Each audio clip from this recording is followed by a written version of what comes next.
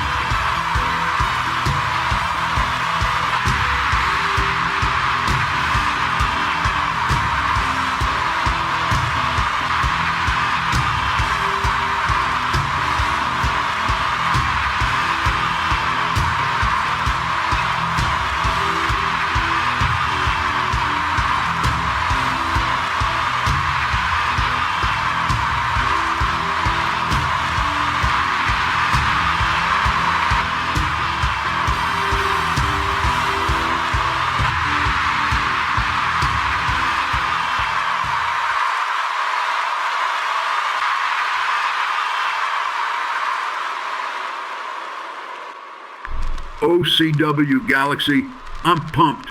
I'm excited.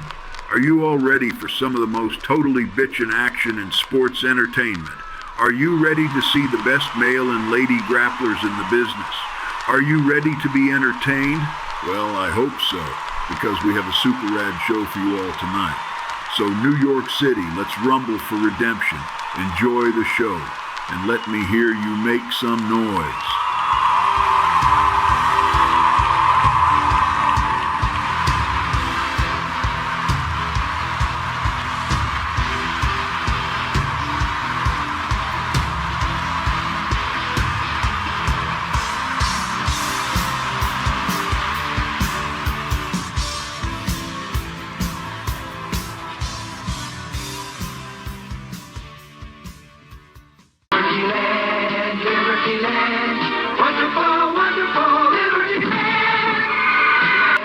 Experience all the exciting thrills at Liberty Land.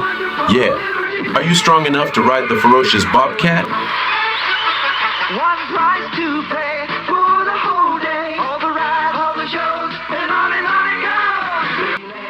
goes. You'll be sure to have a totally rad time at Liberty Land. Fun for the whole family. So hurry up and come on down to Liberty Land. Wonderful, wonderful Liberty Land, Liberty Land.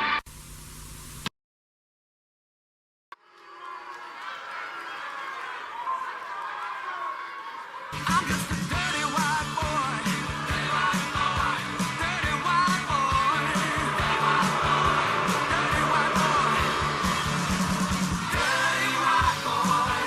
Ladies and gentlemen, welcome to New York City in the Manhattan Center. This is OCW80's Rumble for Redemption. I am one of your hosts, Brian Williams, joined by Jake Allen, and tonight we are opening the festivities with a wonderful cage match. Jake, how are we feeling?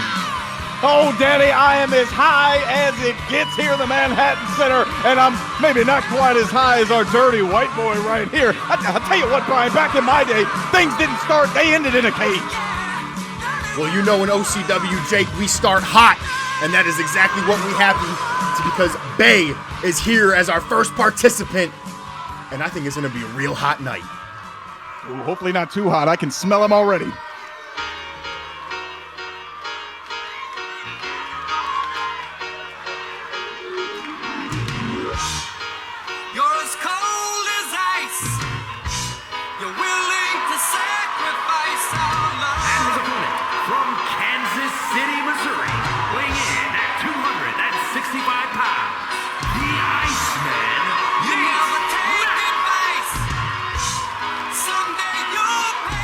Ooh, it's getting cold now. It was hot in the beginning, but the Iceman, Nate Mack, is making his way down the ramp, and we're kicking it off by Winter is Here, Jake.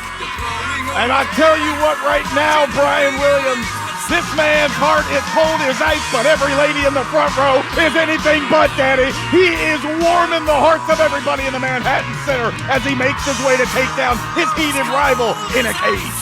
Dig it, as these two men have fought all over the United States, but tonight, this is where it all culminates, this is where it all ends, and this is the show opener.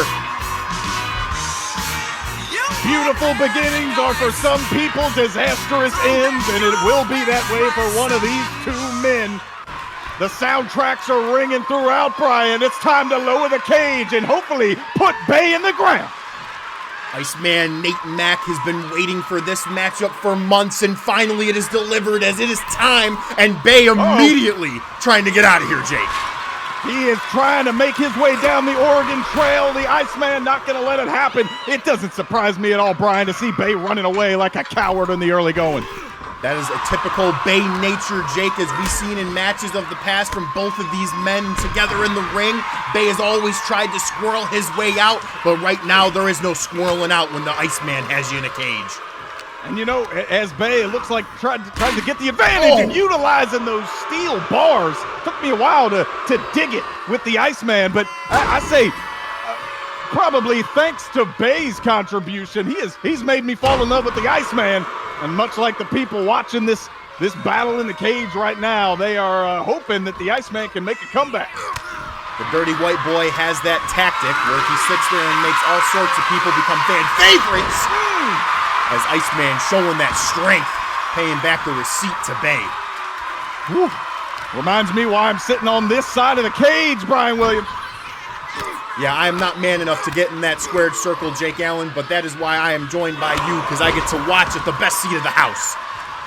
We know about your manhood, but right now the manhood of these two on display, and again utilizing the cage. Looks like Bay was more than ready for that whip attempt, and the Iceman, this is one of the most powerful strikers we got here in OCW, huh? Yeah, Bay was ready for that, but he wasn't ready for that right hand, as Nate Mack showing those educated hands, knees, and feet, as once again showing those dig it knees right to the jaw.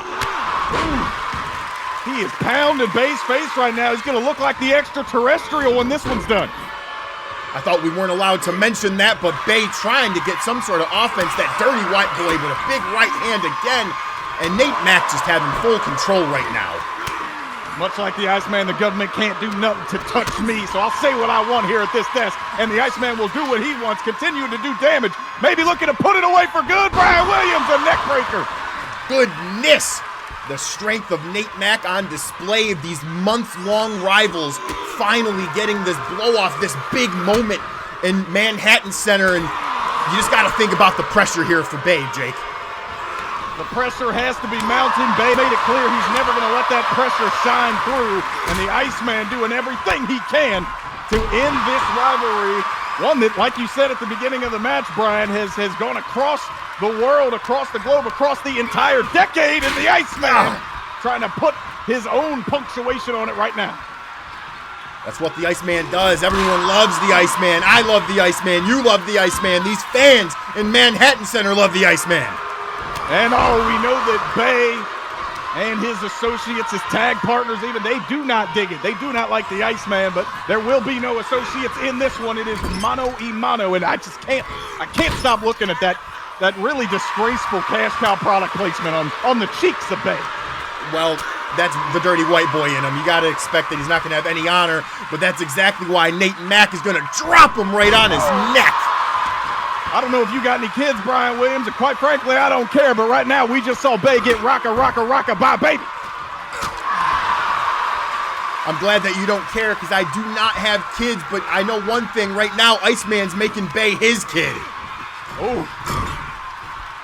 The Iceman, I'm sure he's been called daddy by plenty of the fine ladies here in this arena, and is now making Bay call him daddy once again. And there's that crafty comeback. Say what you will about Bay, Brian Williams. He is weaselly in that ring. Oh, I'm sure many women are going to try to snap into the Iceman as Iceman's going to snap into Bay here and bow and just drop at him. God! That's the strength. You can talk about the technical acumen and the wrestling skill set of Bay, but when you're this strong, 280 pounds of man meat like the Iceman, you can do whatever you want in that ring. The ice-cold combo dropping the dirty white boy, and Nate Man is hyped up. As he should be, Brian Williams. We have a jam-packed Manhattan Center, and the Iceman knows that this could position him for a world championship match in the future. Not just putting his heated rival behind him, but positioning himself for greatness and money. And we all know how much Nate Mack loves money, because you gotta think, those ice-cold elbows just dropping on the chest of Bay, about to freeze him for good. Bay not looking good right here in the early going. It looks like he had one too many green bars before coming through the curtain.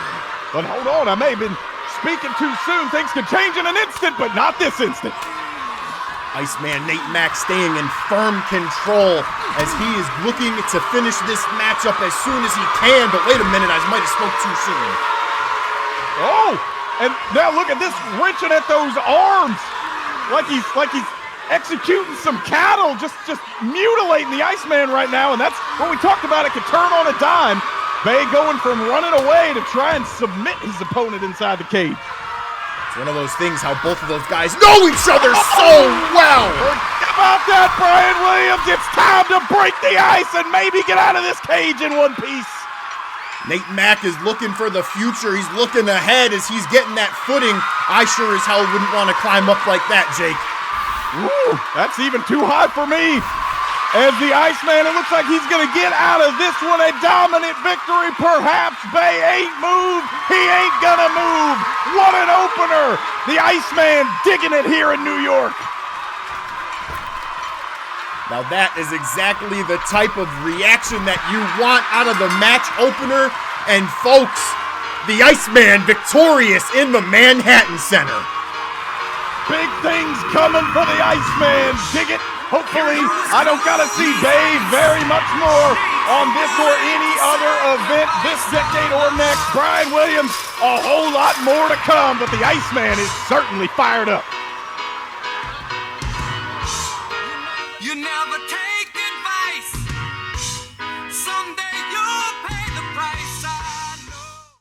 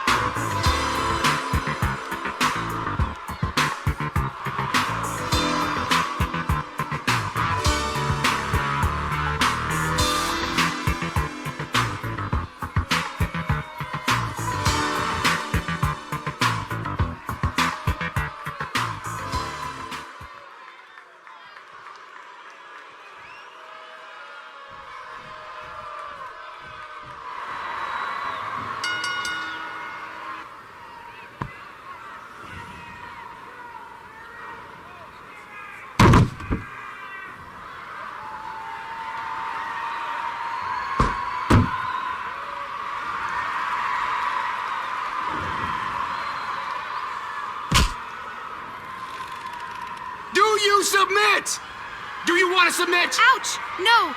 Do you give up? Ouch! Talk to me. No! Do you want to quit?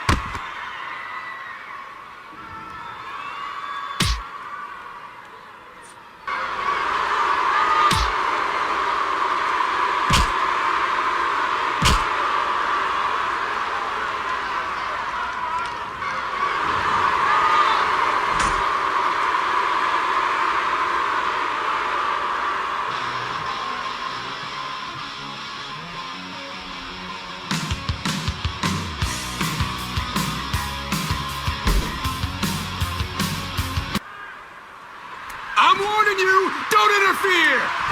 Ugh.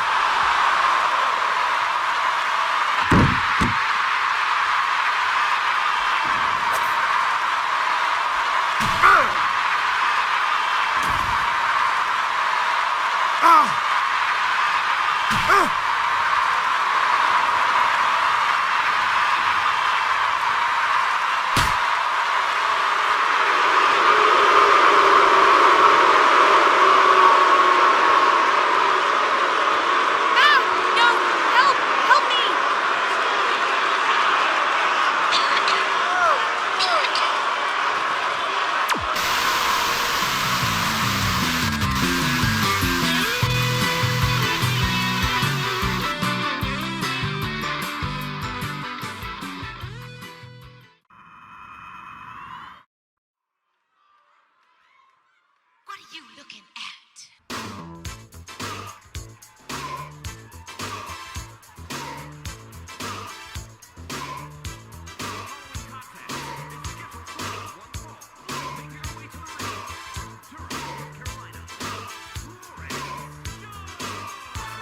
We started off hot, Jake, and we're gonna continue hot as we have Lotus Flojo making her way to the ring in a hugely anticipated mixed tag match spectacle in the Manhattan Center.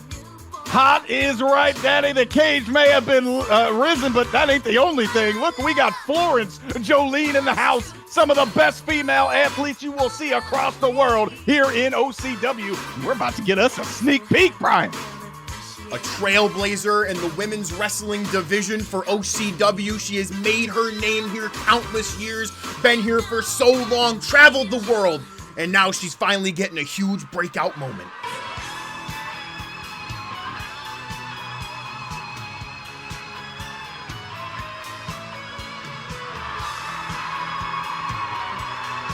And her partner from Pennsylvania, weighing in at 225 pounds, Joe Deaver.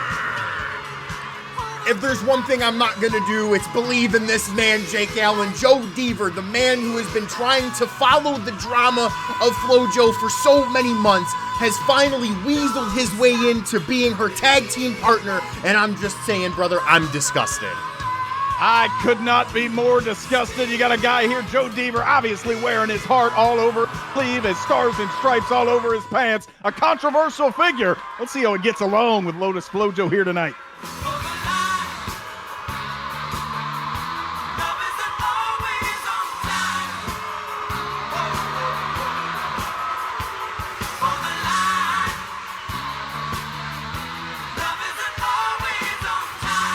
Love is on time with these two. Jake Allen is the power couple of one half of OCW is here as Paul Harris and Valkyrie are looking to finally put Joe Deaver and Lotus Flojo in the rearview mirror. Well, I'll tell you what right now, Brian, the city of Wilkes-Barre may not be able to produce clean drinking water, but Joe Deaver don't need it. He's got plenty of freshness on the other side. One half of the OCW Tag Champions, Paul Harris. And look at him, getting to share the ring with one of the hottest young up-and-comers in the women's division. Valkyrie, one of the biggest names, one of the biggest upstarts that we've ever seen in OCW, a Japanese working legend over across the sea, and now she found her way to the Manhattan Center, and you just gotta think how this rookie's feeling being in this huge type of match.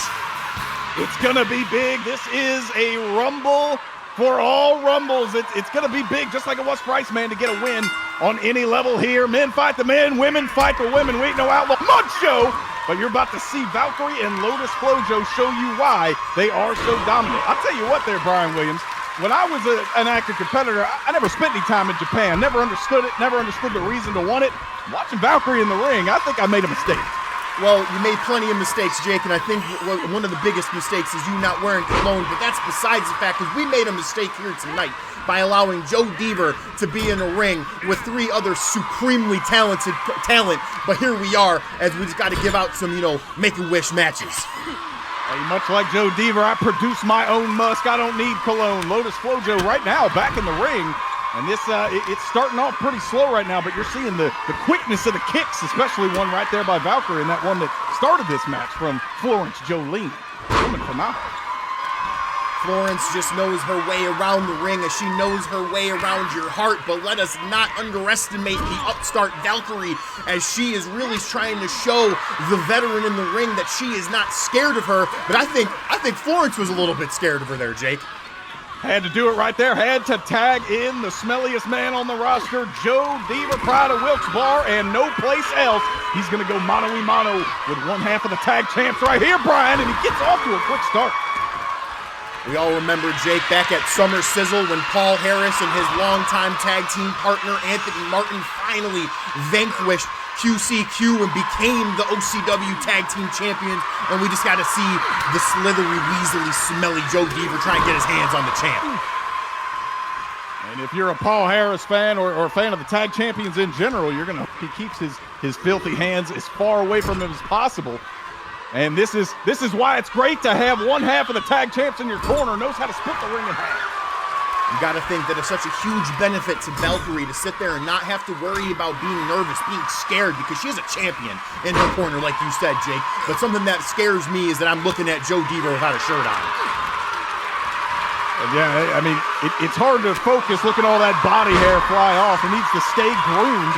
He kind of just groomed Paul Harris's chin there with that uppercut, but a quick counter. These kids are flipping around these days, and a quick cover after that kick to the side of the head. Nate Ortiz is screaming in the back right now for the fact that all the flips and the things that are going on here. I know back in the 60s this would not be happening. I'm surprised that this is going on, Jake, and I don't know what's going on now. Well, it speaks to the level of talent that we have here in OCW. It's been a couple decades since Nate Ortiz was at his peak, but he carved the path for these athletes to do the incredible things we're seeing right now. And again, I am jealous. I think I made a few mistakes during my wrestling times. Even Joe Deaver is shining right now in the ring. Well, every turd gets a moment to shine in the sunlight, and it looks like Joe Deaver doing just that with a huge headbutt, flattening the half of the tag team champions. Here is the cover right now. Paul Harris really taken down there. And we know the other half of the tag team champions will be in action later tonight. The tag team division always bumping and moving around. He has John Carter, Falls Count Anywhere. The wrestling man will be here later tonight. We got 2 wrestling women right now doing magic in the ring. Magic is exactly what they're doing as Florence Flotus is going up and down and left and right as she plants the rookie on the mat, quickly trying to capitalize off that huge face buster. And there is the face buster into the cover attempt. And as Valkyrie just muscling out. She's pretty strong for such a little guy, I say. Size does not matter here in OCW, Jake. You know in the Manhattan Center, all of the OCW fans just fuel you. They make you go bigger and badder every time. I hear that, and I need you to tell my wife size don't matter. I've been trying to tell her for years. Valkyrie with a huge kick between the shoulder blades. That may be enough. She put a lot behind it, but Florence Jolene, she is a superstar for a reason. Oh, some disrespect, Brian Williams. You don't expect that from a woman like Valkyrie. I think maybe she's trying to get in the head, trying to play those mental warfare on Flojo, and now Valkyrie about to plant her right to the mat. Huge DDT in the center of the ring, Jake. Massive DDT and an immediate kick out. I was going to say shades of the great Robert Mineo there. Didn't quite get all of it. Flojo able to kick out, and we've seen this from Valkyrie before. High flying! Center of the ring once again. Huge double stomp is Flojo. Oh my goodness. But that is the veteran prowess of Lotus Flojo. She knows what to do, when to do. I got to tell you, Brian, this is not the kind of action I expected. I expected a lot more from Paul Harris. It looks like Valkyrie is the one controlling the pace for her team in this one. Well, you know, Jake, when you're an upstart, when you're a rookie in the western side of the business, I think that's something that Valkyrie is showing us. She has that chip on her shoulder. She wants to get as much ring time as she can on such a huge pay-per-view. Our second biggest pay-per-view of the year. Thank you so much for joining us, folks. Rumble for Redemption, Jake Allen, Brian Williams. God, I love this place. There's a lot of redemptions going on right now, and we're seeing why Valkyrie was such a highly touted rookie coming out of Japan. The dojos over there in the land of the rising sun certainly taught her how to be one of the best. Always ready, and wow, she's still got that nasty streak in her from stateside, Brian Williams. That was just a right hand to the jaw. Oh, look at that. I think she actually was communicating with Paul Harris there a little bit. Asked him if he wanted in, but now she's going to just run off the ropes and, oh, bam! Huge boot to the face there, Jake. I wish that boot was to me. Massive boot to the jaw. Here is the cover, and that may be all she wrote. No, Florence Jolene hasn't got a lot of offense in yet, Brian, but she is hanging in there. FloJo, multi-time OCW Women's World Champion, Jake, a pioneer in our women's division. But it looks like right now Valkyrie is showing that the new guard, new school is here. The future of OCW, we're seeing a lot of it right now. Hopefully one of those pieces is not Joe Deaver. You can see the stars and bars re-entering the ring. Joe Deaver, the controversial figure after a big right hand. He thinks that's been enough. A little flash knockout, some would say, but wasn't meant to be for the Pride of Wilkes-Barre. I wish it wasn't meant to be for him being in this match, but I digress as these fans are enjoying it. The half of the tag team champions, Paul Harris, looking to get back in control here, but the nasty Joe Deaver just has a counter for everything he brings him. And Joe Deaver has got a lot of talent. He could be a piece of the future here for OCW, but I mean, his actions last week against Eddie Ramos, some of the terrible things he had to say. I mean, he's going to have to change his behavior before he gets there. But he's got the in-ring part figured out, and we're seeing why right now, Brian Williams. Oh, man. Oh, Paul Harris was in big, big danger there, Jake. And that is that champion ability to show time and time again to get out, but that time he did not. Just dropping the champ center of the ring here once again, but the champ's not going to stay down. That's what we talked about a little bit in the Iceman cage match. It don't matter if you got all the moves down, if you've been to Japan, if you could just pick a guy up and put him down harder, you're gonna be in the lead, at least for a part of this match, and Paul Harris finally getting back on track. Paul Harris, we've seen him try to be flashy, try to be real technical with it, but like you said, at certain times you just gotta be gritty, you just gotta be nasty. And while I don't like the son of a bitch, Joe Deaver, he is exactly that. He's nasty. Showing off his nastier side right now, right? And you said it, this is our second biggest event of the year. This is the place to do it if you're Joe Deaver, whether you like him or not. Look at that. Paul Harris is agile, just dipping and diving around. He's got Joe Deaver turned inside out, at least for a moment. But Joe Deaver just staying on the attack there. Oh, man, grabbing the champ. And, wow, just the strength, throwing him into the bottom turnbuckle there, Jake. Seems like Deaver still got that chip on his shoulder ever since the sheriff kicked him out of the saloon 2 years ago. He is still looking to fight back from that moment. Paul Harris got him in the corner. That's not a favorable corner. But Harris, that smart tag team competitor, may look like he's running away, but he knows how strong Valkyrie has been in this one, and he's trying to keep up the momentum for his team. Paul Harris being weak is something that's not in the vocabulary of me here, Jake. But one thing that we do know is that this upstart, this rookie, Valkyrie, she is having the performance of a lifetime. Valkyrie now, after those little short kicks to the head, she thinks that's going to be enough. It may be. All it takes is one. We've seen it from many a superstar over the last 40 years of OCW greatness. Valkyrie just etching her own name in that history book right now. We're going to get another DDT. Just pioneering that maneuver, Jake Allen, as she's going for that cover. 1, 2, is she going to do it? Yes, sir, she is. Extremely impressive outing for Valkyrie. Paul Harris, again, playing to the strengths of the team. He knew where the advantage lied, and it was with Valkyrie over a game of Lotus. FloJo Deaver did all he could, but thankfully will not hold his hand high, Brian. No, they will not, as the power couple is victorious, and the Rumble for Redemption rolls on.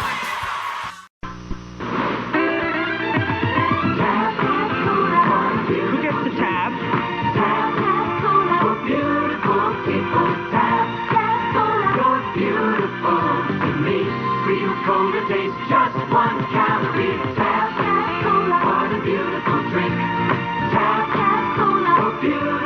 people tap. Coca-Cola, you're beautiful to me. Great taste, 1 calorie tap.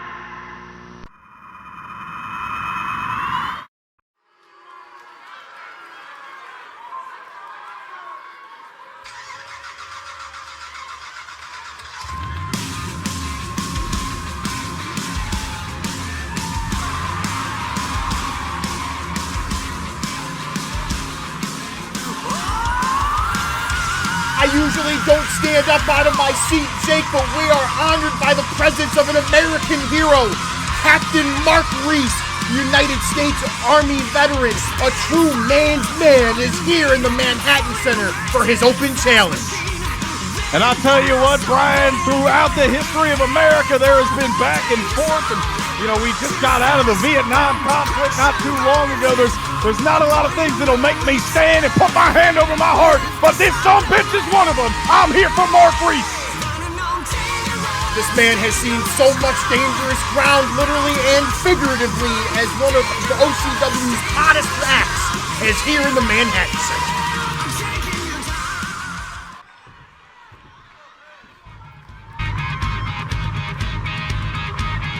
Hold on now. You know who this is. Oh, I did not expect to see this. Brian Williams. America's under attack again. James Fraser has arrived. The Scottish Sickle is here. The bald man is back as James Fraser. No nonsense. No hooly. Nothing. As he is back, the Psycho Killer is here.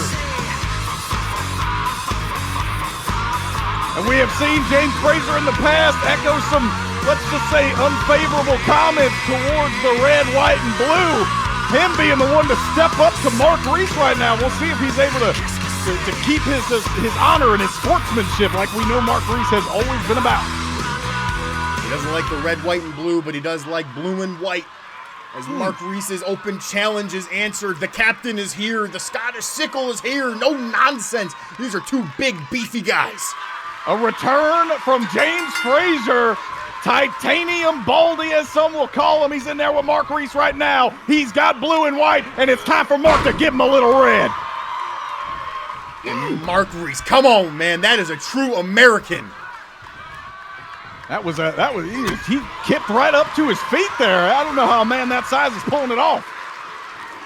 Well, hey, when you have the power of the red, white, and blue behind you, Jake Allen, that is exactly what happens as Mark Reese is going to show the power of the red, white, and blue to Titanium Baldy.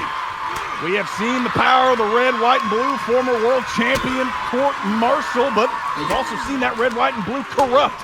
We don't want to see that happen to Mark Reese right now. We want to see big elbows to the big bald head of the Scottish Sickle.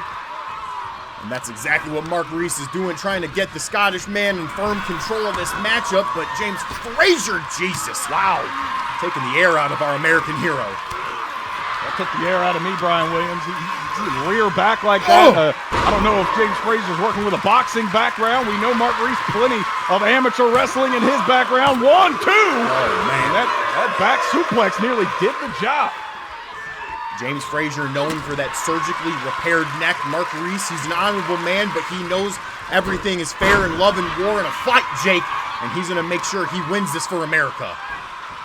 I may not be able to understand anything that comes out of James Fraser's mouth, but I'll tell you right now, it is very hard to misunderstand the kind of brutality he's capable of inside the squared circle. We see it right now, a cover of 2.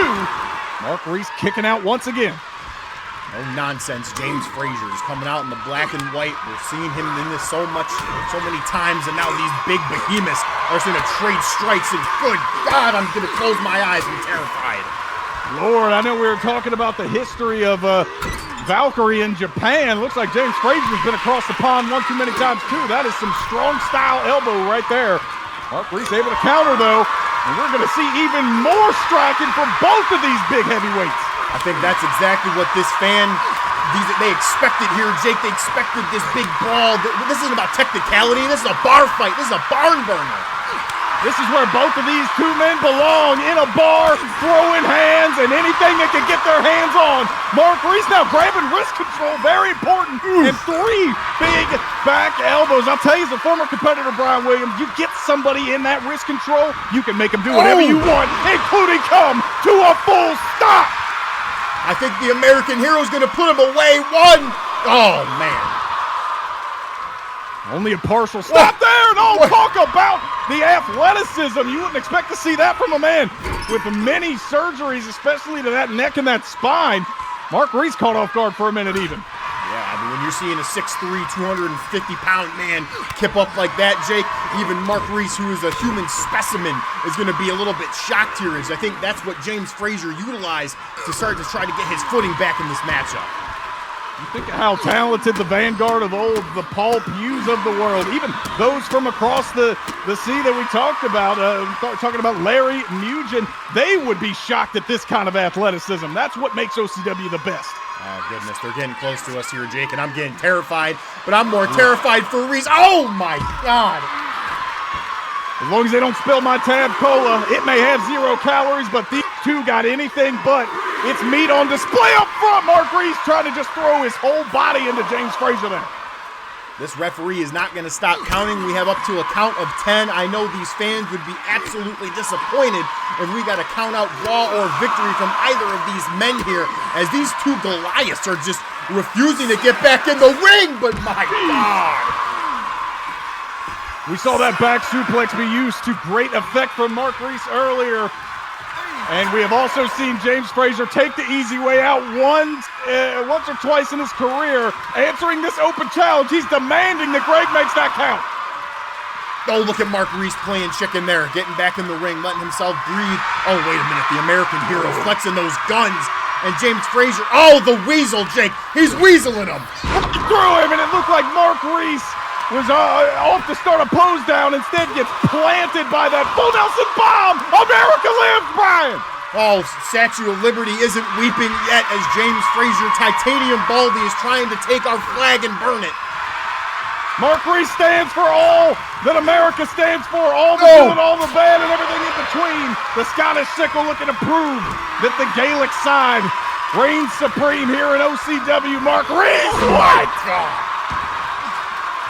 The strength of Marcus Reese is here, and he is just showing James Frazier the will of a true patriot does not die. Big senton to the lower back. That damage, a Frazier, and that was nearly it. And we've seen a lot of close calls here tonight, Brian. We're going to see a whole lot more. You got to be careful. I see you're getting excited over there. Don't drop that tab on me, or I'll have to send you my dry cleaning bill. But Mark Reese, big clothesline, followed by another. Be happy to pay. I ain't paid a dry cleaning bill in years. I got too many outfits, Brian Williams. Mark Reese got too many strikes, and once again, we're about to see them all on display. Oh man, these two big men are just going at it, just countering back and forth the right hands. Do it for America, Mark. Do it for the fans in the crowd. This is what our sport is all about, Brian Williams. Two of the biggest and baddest men in the business going after it, and wow. Whoa, Mark Reese taking off his feet. That chop to the chest shocked him. Big Scottish rump to the face there. And this is not good for Mark Reese. Oh my God, little cheeky rabbit punch off the left from Mark Reese. Oh, the forearm. Reese has his back turned to him. Oh, wait a minute. No, the Scottish Lariat. Oh, please, God. Oh, wait a minute. Oh, no, Jake. He's not done. Oh, please, God. Statue of Liberty, no. Oh, no. Unbelievable. He may not be the flower of Scotland, but his countrymen are playing the song right now. Will it be the end? No. The Scottish sickle returning and standing tall. Mark just gave him one too many open doors, and you can't do that against a dangerous man like James Frazier. The Statue of Liberty is weeping, I am crying, and Jake is drinking tab as the Rumble for Redemption is going to keep going on. Who says this is just for lesbians?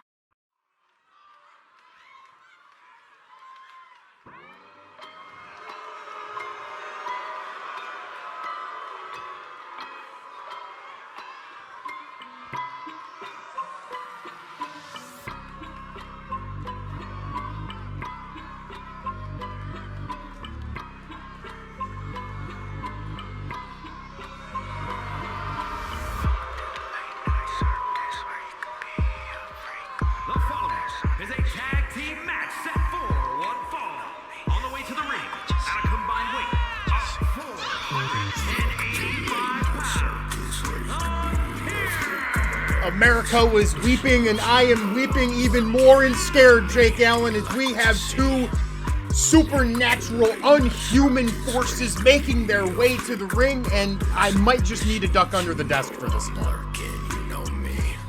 We have seen the emergence, Brian Williams, of the Crimson Carnival. They have made their statement in the tag team division. They already said to both Paul Harris and Anthony Martin they are coming for the OCW World Tag Team titles, and you can see that man on the right, the Killer Clown, Jinx, looking to hold all the gold here in OCW. Let's hope just here tonight, whatever Bash has up his sleeves can slow him down a little bit. Well, the Bash bromance with the B-17 is here, and the Crimson Carnival, these guys are terrifying, Jake Allen. These guys, you said it, the Killer Clown, Jinx, him and his associate, his right-hand man, they're unhuman. It's not right.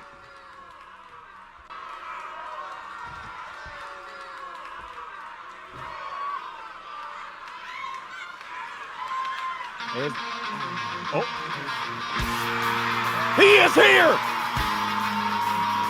He's not just here, he's also here! Oh, God! A man and his caveman, Bash! He has called in the big guns, he called in a prehistoric being, the Neanderthal known as N17. Brian Williams, we saw last week, Saturday night. Bash, the technological overlord of OCW, he's hit a new development. He's thawed out. The man formerly known as B-17, he is walking his way to the ring, and how do you deal with a troglodyte? I don't understand how this is good for the laws of man, the laws of nature. We have a Crimson Carnival, and now we have a thawed out Neanderthal. We're gonna get canceled. This is gonna be the last event because we're going against the way of God. I'll tell you what, if there's any force in the universe more powerful than the Lord above, it is the technological advancements of Bash. This is his craziest scheme yet, unearthing one of the most dangerous men that there ever was and there ever will be. The Crimson Carnival have got their work cut out for them, and we have got more tag team action. N17 gonna start things out here. And 17 has to get used to walking the earth again, Jake, is one of the craziest developments from Bash outside of trying to make Tab 2.0. He brought N17 back. His tab was terrible, and I'll stand by that till the day I die. Right now, let's hope that N17 is a little more refined than his terrible attempt to revive Tab Cola to a new era. N17, as you mentioned, Brian, he looks stiff out there. It doesn't look like he knows where he is, which is just as well. Well, when you're frozen for multiple thousands of years, Jake, and you're just held in the cryo chamber, whatever the hell that is, all I know is Bash said that name and I was insulted. I thought he was talking about my grandmammy. I just got scared, but we're seeing I'm scared even more as Jinx is trying to lead the way against N17. The cryo chamber is what I call my bedroom anytime I have to see Joe Deaver on my TV. Right now, the Crimson Carnival, oh my God, innovation as we are known to expect from the Killer Clown Jinx, the North American champion, going right after the caveman like he ain't nothing. He doesn't represent my North America, Jake. And I'll tell you one thing, at Summer Sizzle, when he won that North American Championship, America wept and the Statue of Liberty cried. Ooh. And right now you're seeing more tag team action here from two men that are definitely on the same page, two beings at the very least. Two peas in a pod, one might say, as this freak of nature who just showing the world. I don't know what the hell he's showing the world other than that he's Jinx's Carney. Legend has it that N17, the Neanderthal, was actually frozen after a prehistoric Summer Sizzle against Unk17, his evil twin brother. We are far past that now. Fire in his eyes, just like he did in the Paleolithic, Brian. Well, we all know N17 is looking at C-Note as if like he's a T-Rex, so he's trying to fight for his dinner. But one thing that I gotta know is what the hell is Bash doing with that hair over there? It looks like he has a mop head on top of him. Bash has always been at the forefront of hair fashion and technology, all of that on display right now. Do you think, Brian, that this is a strategy to let the caveman in there by himself for this long? Looks like he's getting worn down by the Crimson Carnival. I think Bash knew that he needed some type of help, and there was going to be no type of consensual help from anyone in the locker room, so he had to resort to prehistoric matters. Oh, it looks like the caveman's starting to throw off the cobwebs a little bit. Tagging in Bash. It's the first time we're going to see Bash. He is already up in Y2K, as he likes to say during his interview segments. We got a long way to go from there, but Bash, in his mind, is not a long way from capturing a huge victory over the undefeated Crimson Carnival. Crimson Carnival has just been unstoppable since they debuted here in OCW, but Bash also has been unstoppable in many ways, more ways of just trying to spread, capitalistic ways of trying to make Tab 2.0, which was definitely for lesbians, but Tab is not. You let him know. My commentary partner loves his Tab, and I support him for it. And 17, though, I'd be a little bit scared if I'm the Killer Clown. It looks like Jinx may not notice him yet, and here he comes, just grumbling over. You can hear him grunting every single step, breaking up some of the action, and we got a full-on Pier 6 brawl here. I could only imagine how bad N17 smells. You gotta just think, the Crimson Carnival smells bad.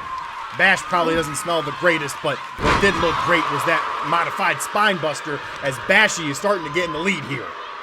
He already looks like one of those new fancy garbage pail kids. Only Lord knows how he smells, but we get back to the action here. Bash trying some kind of big suplex, trying to put the finishing touches on this one early. We talk about how the Crimson Carnival is looking to capture the tag team titles, Brian. It would be a big get for Bash here to capture a win, not only over the team, but against the North American champion himself. We all know how Bash has been in the hunt, in the prowl, trying to get some championship gold ever since he showed up in OCW, but that big right hand might stop those aspirations. Not be all she wrote for Bash, no! He patched himself, he found a bug, and he fixed it right away. That's a big kick out to keep his team alive. N17 just standing there in his corner, kind of just looking around. I don't really know if he knows where he's at right now, but I do know I'm at the Manhattan Center, and I thank you all so much for joining us. Make sure you pre-order the VHS of 80s Rumble, or else I'll be at your house.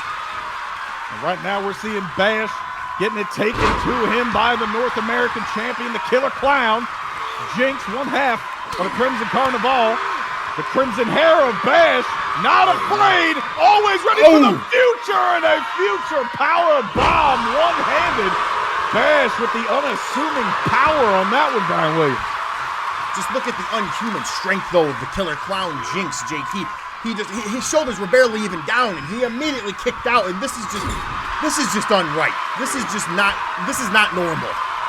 I've been to plenty of fairs and carnivals in my day. Never once have I seen anybody quite as deranged and capable as the North American champion. You talked about the match at Summer Sizzle. He is still feared from that moment, which happened about a half year ago at this point. Still striking fear in the hearts of everybody up and down the roster, including men who were just recently unfrozen.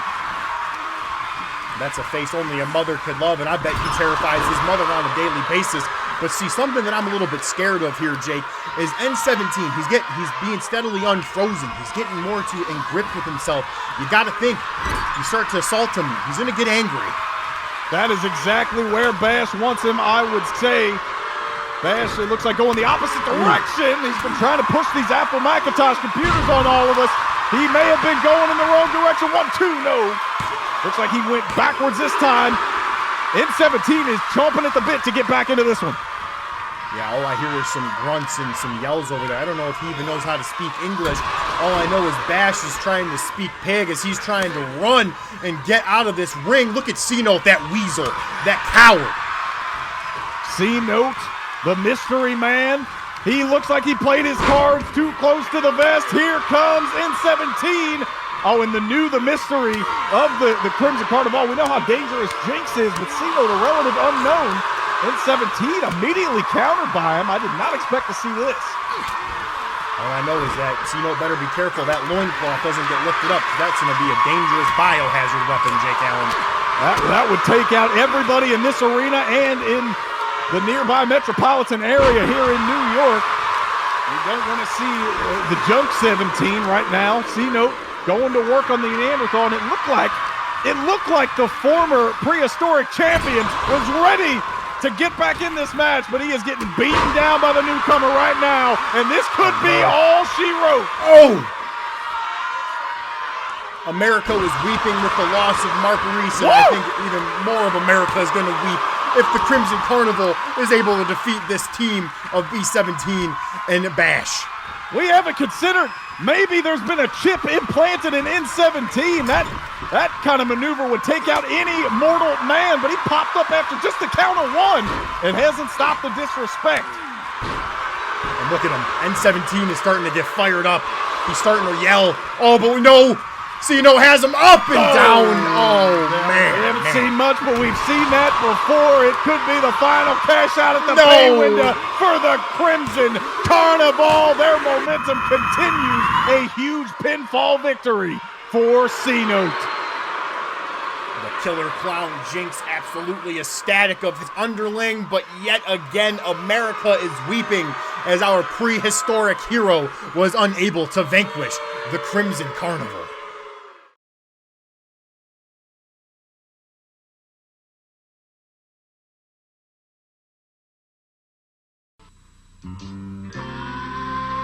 I've got a taste for Pizza Hut, and pizza made with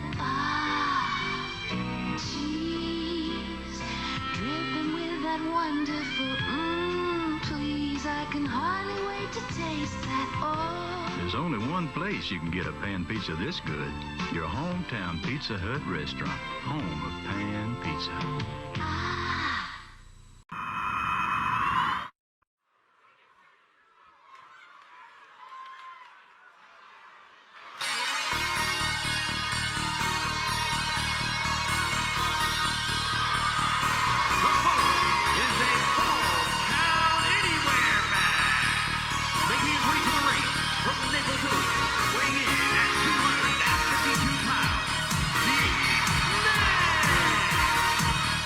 Rumble for Redemption rolls on as we have our next featured bout as the Wrestling Man.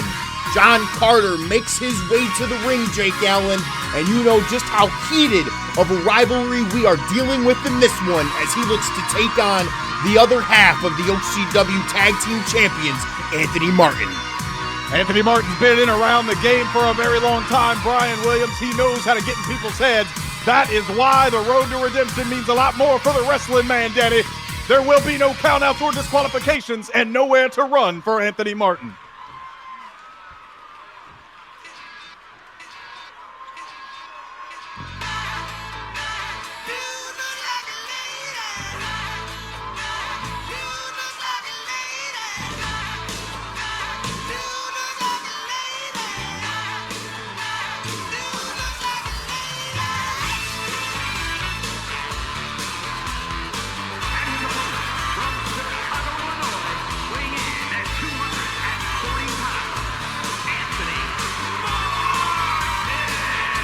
Anthony Martin not one to sit here and rush to the ring for the fans as the glamorous one likes to take his time. I mean, just look at that hair pressed and poofed to perfection. I'll tell you right now, Brian Williams, looking at that lovely head of hair is one of the reasons I cut mine. I just could not compete. And we are seeing right now one of the fiercest competitors. Dude usually looks like a champion. He kept the belt in the back. He's all business. And if dude wants to look like a lady, he may want to look at Florence Jolene and Valkyrie from earlier tonight putting on a show for an example. He is the glamorous one for a reason, and he likes to have all the attention on himself. While he did leave the championship belt in the back, I just know he's here to bring a can of whoop ass for the Wrestling Man after this months-long feud that we saw start at Summer Sizzle, but now it all culminates tonight. The word redemption, it's been on the top of our tongues all night long, Brian Williams, and like I said, this is all about redemption. The locker room is split. They don't know who to follow. Both of these men have some dubious circumstances in their past, but this all stems from that double countout that led to a brawl backstage even. We don't even see that very much. This time they have to settle it with no rules. Pinfall or submission, inside, outside the ring. We could go into the streets of New York if we wanted to. That's the last thing I would want to have happen because I heard they smell horrible just like your wife's cooking, but we keep moving as the wrestling man's going to show his strength early on. You're lucky I'm a professional, Brian Williams. I'd put you 6 feet under these reinforced pads here at ringside. That may be a story for next commercial break. Right now, the story is all about these two men trying to find their pace inside the ring. Counters back and forth in the early going. Well, it would only be one thing if I wasn't trying to get a payday for WrestleClusion coming up next year, but that's for another time, and this is the place we're here for. The Wrestling Man trying to go for a cover.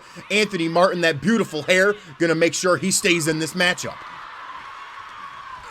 We know that the one half of the tag team champions, Anthony Martin, does not lack for confidence whatsoever. Dylan, the Wrestling Man, showing us his wrestling skill set. Looks like he's picked up his own confidence over the matter of months that this conflict has been brewing. You can tell the Wrestling Man has sat there and watched more than just tape Jake Allen because he has a horrible knockoff way of trying to copy Anthony Martin's hair, which in my eyes is truly disgusting. Needs to focus on what he's best at, and that is being the Wrestling Man. You're seeing it right now as he gets the hair out of his face. And we talked about wrist control earlier in the show, Brian. Oh! We're seeing it on display right now from the Wrestling Man, John Carter.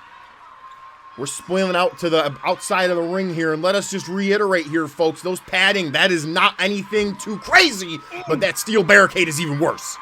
We're going to get our first cover on the outside. Very unconventional. You don't see it too much in pro wrestling, but John Carter, he's privy to the rules, Brian Williams. He knows he can end the match whenever he wants. The Wrestling Man does wrestling things, but that was not wrestling right there. This is just a street fight, and I didn't know if we were signing up for this, but I'm real excited. That fan in the front row, he may be hailing from Naples as well. He's getting a little extra cooking in the front row. That barricade being pushed into his lap once again. This time, it is Anthony Martin in control, and the cover may do it. A lot of brutality already just in the corner of our arena here. All I know is these fans know what they're signing up for, and if anyone tries to sue us, we are not taking responsibility for it. But the Wrestling Man, he has him up. Oh, God, Jake. This looks dangerous. Not a lot of safe places to put him down. You can see him walking in circles looking for one such spot. Oh! Golly! Dropping him down hard, the Wrestling Man throwing up the peace sign, but there ain't nothing peaceful about him as he's been a pain in Anthony Martin's ass for the last few months. That's what Anthony Martin and his tag team partner, man, we saw earlier, Paul Harris, have been saying. John Carter is not the one in the right here. It doesn't matter which side you're on. All we know is that John Carter is out for revenge. He's looking to push himself back to title conversation, and picking up a win against a tag team champion would certainly do that. John Carter was never one of my favorites because he sat there and tried to besmirch the good name of Tab. And when you start to besmirch the name of Tab, I cannot stand by you. And it's surprising that I haven't put a 12 gauge in his chest yet for that kind of comment. But, you know, again, I got to be a professional here. And I'm the luckiest man in the house sitting here front row for action like this. Anthony Martin, big counter there. Tried to go for the follow-up chop. No such luck. He keeps trying to touch his hair, Jake. He keeps trying to put it in that perfect place, and I think that's detrimental to his performance right now as the Wrestling Man looks like he has a rat's nest on his head. It ain't just a nickname, folks. You can see some of the most creative offense and defense we have seen all night here in the 80s Rumble for Redemption. And another big vertical suplex from the man from Naples. This is exactly what these men signed up for, but I think Anthony Martin needs to find himself in a bigger position here. He needs to shift gears, but the Wrestling Man is showing that he is refusing to go down as, my God, that flapjack. Wow. Flattening him. It takes a lot of lower body strength, let me tell you, not just to hoist somebody up into that fireman's carry position, but to flatten them out. That is impressive stuff. The people here in the Manhattan Center rallying behind John Carter. Takes a lot of lower body strength when we're seeing some of these gorgeous women, but right now my strength in the lower body isn't needed because it's just these two men in the ring, and the Wrestling Man is making me want to weep as he is beating on Anthony Martin, and he is a scumbag. Oh, and you see that Anthony Martin right there. He kind of turned course out of that Irish whip into the corner, running directly into our official. Gave him the level up on John Carter there for a moment. But John Carter, not to be outdone, capturing control of this match right away. You just got to sit here and think on the outside. These men are just brutalizing each other using that steel barricade. Folks, that's real steel. Real steel. Do not play games. These are professionals. Real steel, just separating some of the finest athletes in the sport from our fans in the front row. You can see them. They're trying to hand over some of these items they got from the concession stand over to use as weapons. The wrestling man, a lot of people think he's out of his element right now, but don't tell that to him. He ain't never heard of an element he ain't been a part of. All we know is that John Carter is going to sit there and try and rub it into Anthony Martin. This guy has been insufferable for these two men, but oh my God, on the wooden planks, God. I don't know how much experience. Hold on now, we got a cover on the outside. Almost caught me by surprise, and it will just be a 1 count. Brian Williams, you talked about that reinforced padding. Still don't feel good. I'll tell you what feels worse. The hardwood. He's dribbling Anthony Martin all the way up the stage. Hey, they knew these rules were false count anywhere, and they're going to utilize all of it. And I mean them, it's mainly John Carter, because this matchup has primarily been John Carter, which makes me even more disgusted because America is crying. Oh, God. John Carter planted on the ground now, and this looked to be a blowout. We hit the hardwood, but Amar on the comeback trail.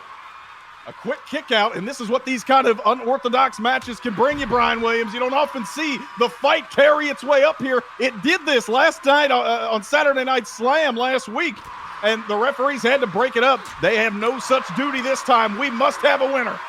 I know our referees are sitting there and are grateful right now, but Anthony Martin's not grateful, going back first onto that concrete.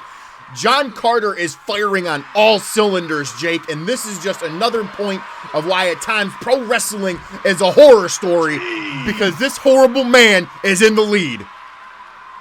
With 2 heads of hair like that in the action we're seeing, I call it beautiful violence. That is the H-plex all the way from Naples. That's got to be done on the floor, Brian. What? Good God. Anthony Martin is going to be screaming in the morning after tonight, and I just know, I'm surprised, they're men of honor, but I would not be surprised if Paul Harris comes out here and tries to even the odds for Anthony Martin. You're seeing right there some beautiful American-made 4-wheel horsepower on our stage for the 80s Rumble for Redemption. John Carter once again with a suplex, and say what you want about Anthony Martin, but he's taking a lot of these shots on the floor, and he just keeps getting back up. Can he get up from this one? I don't know if Anthony Martin's going to have a spine after this one with that high vertical suplex. Like, John Carter is just targeting that back all matchup. And now throwing them into our vehicles here on the stage, trying to ruin our sponsorship and our partnership.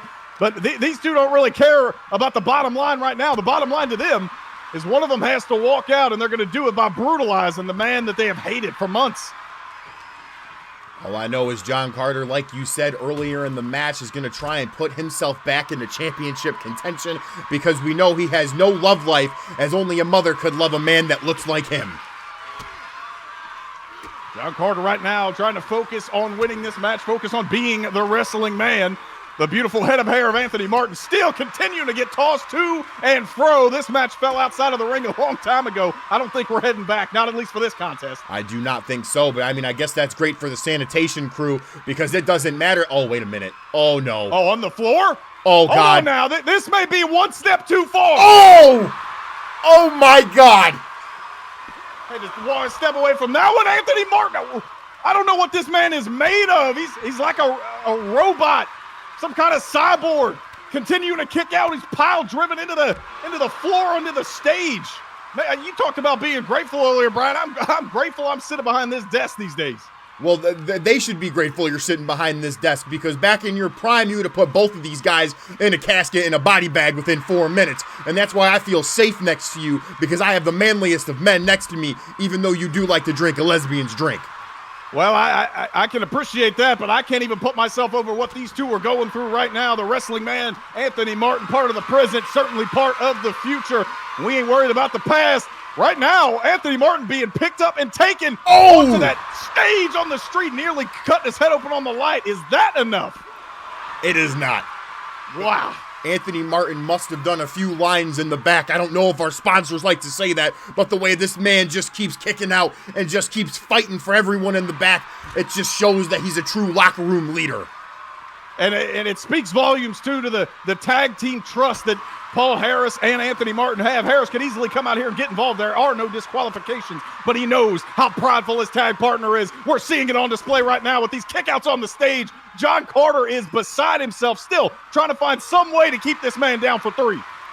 Trying to keep Anthony Martin down is trying to sit there and keep me away from a Pizza Hut lunch buffet, but I think that back suplex might have just done it. And that looked like it did it for both men. John Carter now coming up wheezing. 1 and another kick out at 1. John Carter, it looked like knocked his own head on the stage there. Maybe didn't anticipate such a rough landing. He is now back to his feet. Oh, man, and he's not slowing down. John Carter going to do a big deadlift German once again. Lord. Oh, my God. But Anthony Martin getting kicked out. I need what this guy is on because clearly he is Superman reincarnate. When it comes to a disdain for the wrestling man, John Carter, it may make your brain fire off at 100% capacity. It may alleviate all the stress, all the strain on your muscles, all of the soreness. Whatever it is, it's pumping some serious adrenaline into the veins of Anthony Martin right now, and John Carter trying to slow things down. He's got to catch his own breath.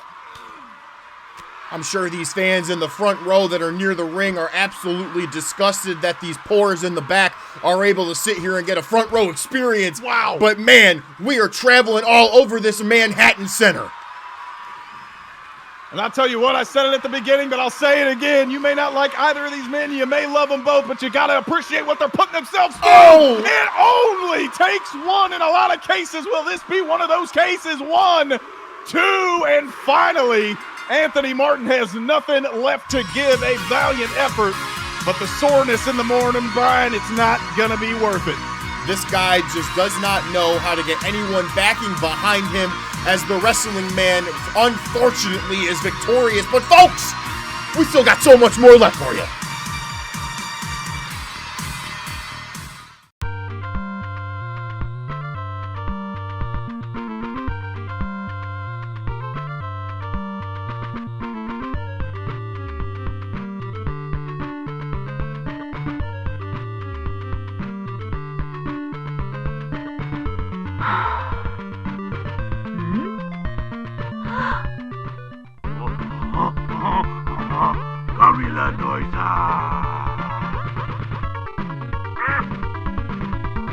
OCW. So easy.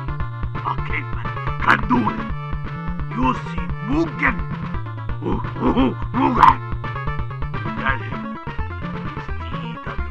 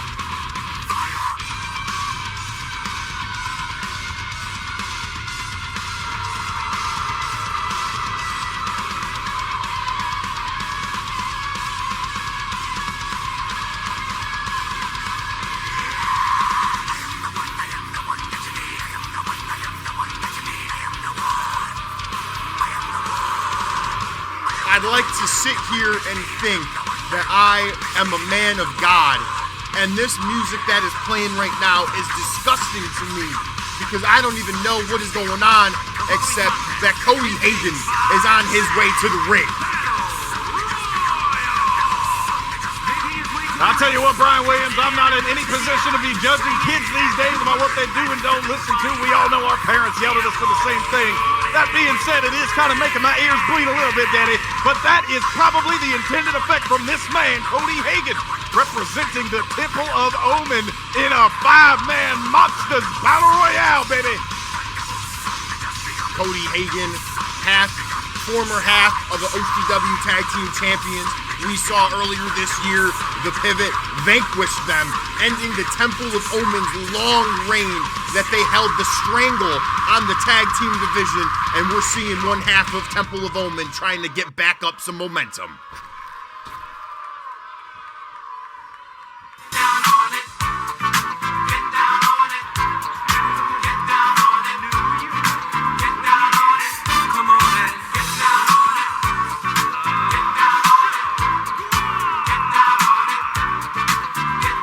This is what I could get behind, Jake Allen, the dancing Shogun.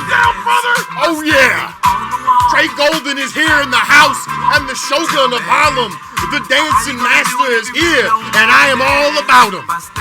Everybody here in the Manhattan Center happy to see our former international champion. He insinuated himself after the controversy surrounding his title's vacation that the winner of this match may be in line for a championship shot at that vacant international title, and I'm still grooving right now. Just the presence of Big Baby T has got me fired up. Look at that beautiful perm, that beautiful mustache. Trey Golden is here, and he is feeling himself for the 80s Rumble for Redemption, and he's looking to redeem himself and reclaim that international championship that he never lost.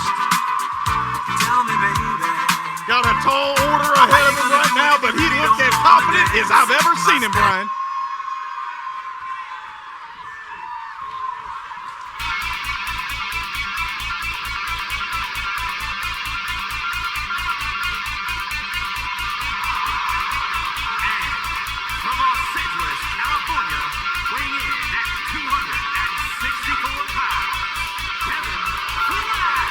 He is big, he is jacked, and he is Devin Flash, as one half of Mass Effect is making his way into this 5-monster battle royal, and my oh my, does Devin Flash look thick as hell.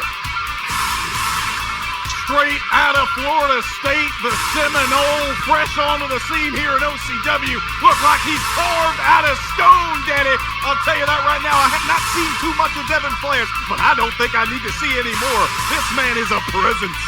That man has 32-inch pythons with those biceps. And all I know is he put me in a dark corner. I'm scared, crying for my mama. Look at how jacked Devin Flash is.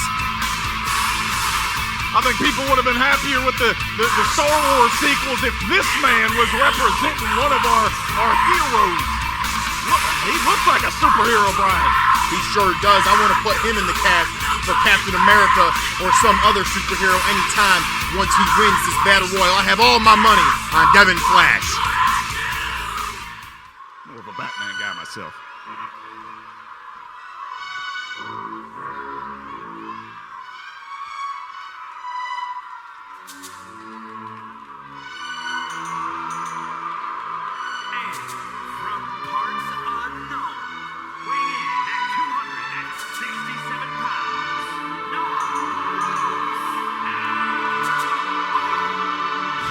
Might be kind of a Batman guy, but I am not a Nova Rosello guy, as this scumbag has been raining terror all over the locker room, especially to me, as he keeps trying to take all of my Pizza Hut breadsticks. And Jake, I just do not appreciate a man who tries to put his grubby mitts on my breadsticks.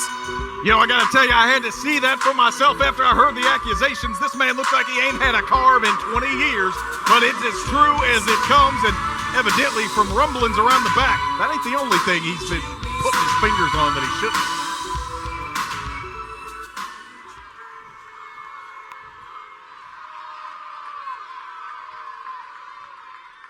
If you're gonna play in Texas, you gotta have a fiddle in the band.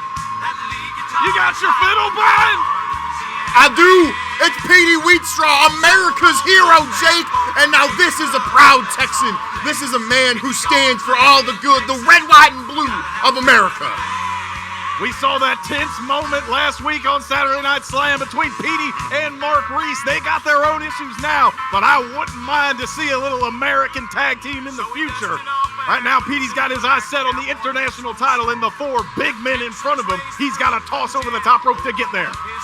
I don't know how any of these men are thinking about throwing each other over the top rope, as it seems like the median weight for each of these guys is at least 265 pounds when we have some behemoths getting ready to rumble. I don't know what word you just said. I'm no mathematician, but I heard meat, and that's right now. Cody Hagan going right after Devin Flash, the newcomer out of Florida State. But it don't matter which way you look here, Brian. This is a whole lot of manpower inside the ring. All I know is there's 5 monsters in this ring, like you said, Jake, and all I know is that we're going to try and sit here and call it as good as we can because there's a whole lot of meat getting tossed around. Going to be a lot of big strikes and a lot of big slams. You can see that freak Nova Rosello on the left. Very little's known about him since coming into the OCW ranks. But everybody knows they do not like him. Going after Sweet Baby T there in the early going. Trey Golden looking to win this match and head back to the international title, which you said, Brian, he never lost. Sweet Baby T held the international title for a historic reign, 403 days, and he just a victim of unfortunate circumstances, Jake, and that is why tonight he is looking to redeem himself as the show calls it. But right now, Cody Hagan wants to stomp on the black man, and I sense some racism. Say right now, racism or not, Cody Hagan showing off his own strength. Oh, he looks like the leanest man in this match, but that is not without some upper body strength on display right now against Trey Golden, and now again against Nova Rosello. This guy, Cody Hagan, he might have a haircut that his mother botched on him, but he has the strength of a bull, that double axe handle putting down Nova, and now Big Baby T trying to get his hands on him. But Jake, let's not ignore Devin Flash manhandling Petey. You can see it up there in the upper right side of your screen. Petey Wheat Straw from Texas. And the newcomer, Devin Flash, the Seminole. Petey getting the last laugh there and headed right to Cody. A little revenge for what happened in the early goings of this match. Cody Hagan was playing a very dangerous game there by trying to stay on the top rope. You gotta think, this is over the top rope, folks. All you have to do is get pushed over, both feet touch the ground, you're eliminated. And that's a tough proposition with any grown adult man, especially ones that are teetering in the lower 300-pound range. This is a big folks, and that's probably why we ain't seen an attempted elimination quite yet, Brian. Well, you know, these guys are sitting here, they're still dry, Jake. You know, they're not able to really get manhandled as easily. You gotta let them get tired, you gotta let them get sweaty, so then you can throw them over easily. These guys have probably wrestled in a lot of organizations. Hold on now, is Cody Hagan again showing off that power and innovation. You guys have probably wrestled in a handful of organizations that don't even allow throwing your opponent over the top rope without a disqualification. So I wonder if that's going to play into the mindset of their strategy here in this one in OCW. Well, not every wrestling promotion is as liberal as OCW. We like to innovate. We like to, push the rules. But wait a minute, look at Cody Hagan trying to push the rules with that nasty spit. God, he's awful. Cody Hagan, and yeah, channeling into that temple mindset, that almost Satanist look that he's got going on. I don't know where he came up with that mist-like substance, but thankfully Nova Rosello able to put his dirty, stealing hands up and block it, at least for the time being. And now in the corner, hold on now. Petey Wheatstraw has seen enough of the Florida State rookie. He's going after him in the corner. But Devin Flash refusing. He's not going out first. That's going to be a huge ego breaker for being the first man to get eliminated, Jake. So you know each of these guys is hoping not to be the first one out. Don't want to be the first one out. You definitely want to be the last one in after the insinuation that former international champ Trey Golden, Sweet Baby T made last Saturday. He said it his whole reign, his whole career, Brian Williams, he will not be held down. He will accept any challenge that comes in front of him, and he's backed that up, I think. Big Baby T has shown that he is a man of innovation. He refuses to get put down. He refuses to get held down. He is a true American, and that is why I am fickle, and I will switch all of my schmeckles onto Trey Golden. You know the bet nods are going crazy for this one. It is anybody's ball game, as they say. Oh my! What the? And the miss, and now Nova Rosello probably took that from somebody backstage and throwing a fireball into the eyes of Trey Golden. And we may need to stop this match and get some medical attention right away. I think I seen that beautiful mustache lose some hairs, Jake. I'm going to start sobbing. This is no way that we should be able to bring in the new year because this is just absolutely terrifying. He did get some distance between himself and Nova Rosello before that fireball, whatever it was thrown at the face. Trey Golden looks to be okay, but it definitely shook him up enough to give Nova the opportunity for a big vertical suplex. And it's interesting here, Jake, because as we've noticed, it seems almost as if it's just PD versus Devin, and then Cody, Nova, and Trey are fighting one another, but I might have spoke a little bit too soon. Whoa! As Cody just botching that top rope dive there. He fell right off there, and you're right, Cody has been all about trying to pick his spots. Nova and Trey going at it. Some rivalry forming here between Petey and Devin Flash as Devin finally making his way to somebody else. Cody gonna come off the top and go big top power slam. And look at that, Petey, a huge spear to Trey Golden. He's going after Big Baby T, and now Petey Wheatstraw has him up, and down he goes. Big face buster to the mat. I'll tell you what, everybody loves Petey Wheatstraw as they should, but the clear-cut favorite in this one has to be the former champion Trey Golden. Petey even getting a little booze from our capacity crowd as he started to initiate some offense on the big sweet baby T, Trey Golden. You can see him in the corner now. Hold on now. Big set-out powerbomb on the left side. Cody Hagan is now shook up. Well, it's like they say, Jake, you can't underestimate the rookie as Devin Flash has Cody Hagan on the ropes.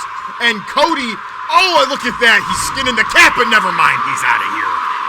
He's going to have to go back and light some of his pagan rituals up and come back next time to represent the Temple of Omen. Nova Rosello continuing the beatdown. I don't think Trey Golden has been able to stand up more than once or twice since that fireball.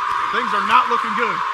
Well, when you're somebody who likes Diet Coke over Tab, I just can't trust you, as that botched dye job on that horrible cut is just making me sob. Trey Golden a little bit bloody here, Jake, and that you got to just think about what that's going to do for his vision.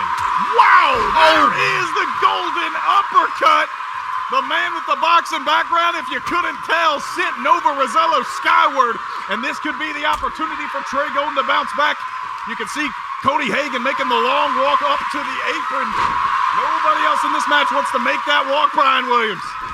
Cody, unfortunately, the first victim to make that walk as Trey Golden wrenching in on that guillotine choke on Devin Flash, letting the rookie out because he knows he can't submit him. He has to throw him over the top rope. And with Cody Hagan eliminated, we are down to 1,256 pounds of man meat inside the ring for our Battle Royal. Trey Golden trying to put the finishing touches on the Yes, rookie. Daddy! One choke slam, two choke slams. We are down to 3. And look at Nova. He just chokeslammed Petey, but he is still targeting Trey. And I'm starting to get a little bit suspicious here, Jake. I wonder if maybe Nova was a little bit behind that freak accident that made Trey have to go out and lose the International Championship that he never lost. Been a lot of fingers pointed in and around that situation, especially because Trey made such a quick recovery. Nova seemed pretty suspect, and right now Trey has given him every reason to dislike him, even if he wasn't responsible. Nova caught with several jabs, and this could be the end. Oh, man. Big exploder suplex, just dropping him down as Petey, yet again, focusing on Trey wisely. You know, big baby T gonna sit here, and he's trying to win it. Oh, man, but he looks a little bit exhausted. As he should be. I mean, he's taken the brunt of the offense from all of the other 4 competitors. Since the ring has thinned out just a little bit, mind you, Trey has picked things back up, and there goes Petey in one fluid motion. The former champion has cut it to 2. Looking to send the fans home very happy, and Trey got him. No! Damn it! Damn! This is not the America I love. I hate Diet Coke. Brian Williams, it looked like Trey had him. It was done. He slipped off. I didn't know if it was just perspiration or if there was some kind of substance at play here. But Nova Rosello, either way you cut it, is the winner and could very well be our next international champion.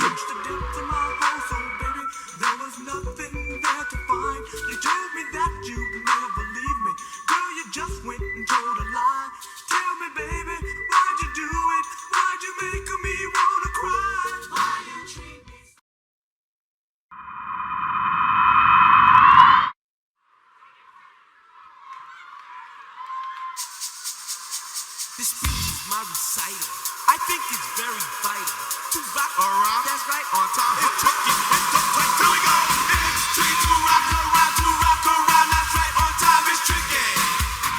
It's tricky, tricky, tricky, tricky. It's tricky to rock around, to rock around. That's right, on time. It's tricky.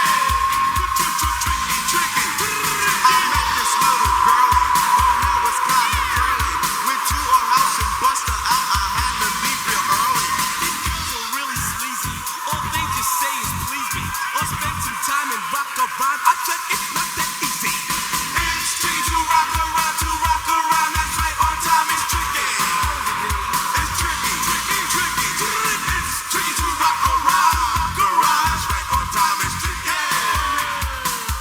Tricky, tricky. In New York, the people talking try to make us rhyme. They really hope that we just walk because we have no time. And in the city, it's a pity 'cause we just can't hide. Tinted windows don't mean nothing, they know who's inside. It's tricky to rock around, to rock around. That's right, on time. It's tricky. Tricky, tricky, tricky, tricky. It's tricky to rock around, to rock around. That's right, on time. It's tricky. Tricky, tricky, tricky, tricky, huh? Hello to all the fine ladies here tonight and all the Trick Bay wannabes worldwide. And I know all you ladies saw my stunning victory over the ice fraud Nate Mack when he decided to turn tail and run. As such, I was never pinned or submitted and am declaring myself the victor of tonight's cage match. And with that monumental victory behind me, I knew there was only one thing to do, and that is celebrate in only the way Trick Bay knows how. You just can't have a happening rumble like this without the two dopest diamonds in NYC. Okay. Tell them how it is, Tricky.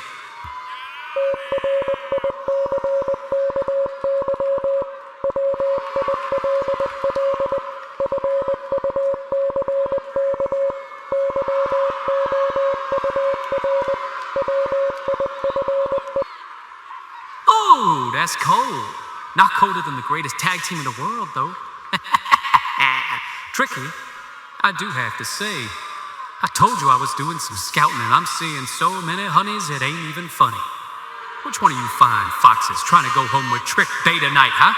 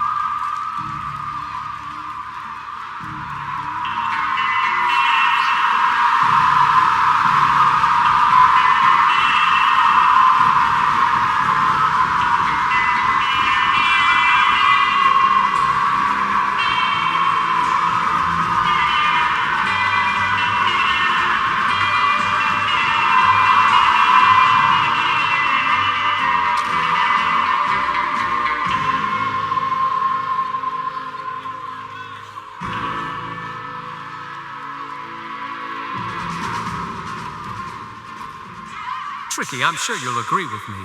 There's only one word to describe a man who dresses himself like this, and that is wiggity whack. Now tell me, you overgrown meatball, just what in the spaghetti western do you plan to do with me? After all, there's two of Trick Bay and only one of you.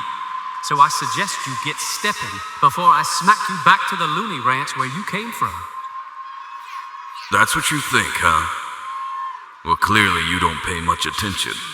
A real cowboy never travels without his trusty steed.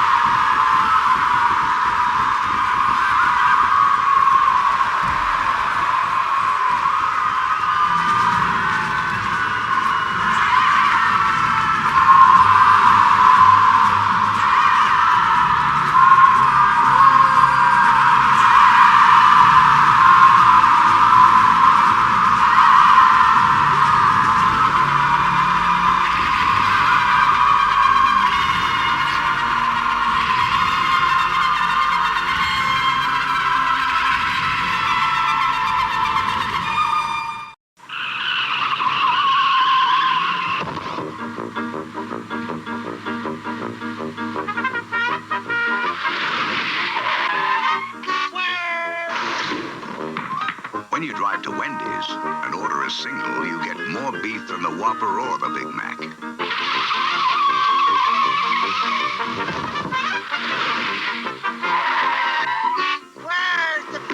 At Wendy's, you never have to ask, where's the beef?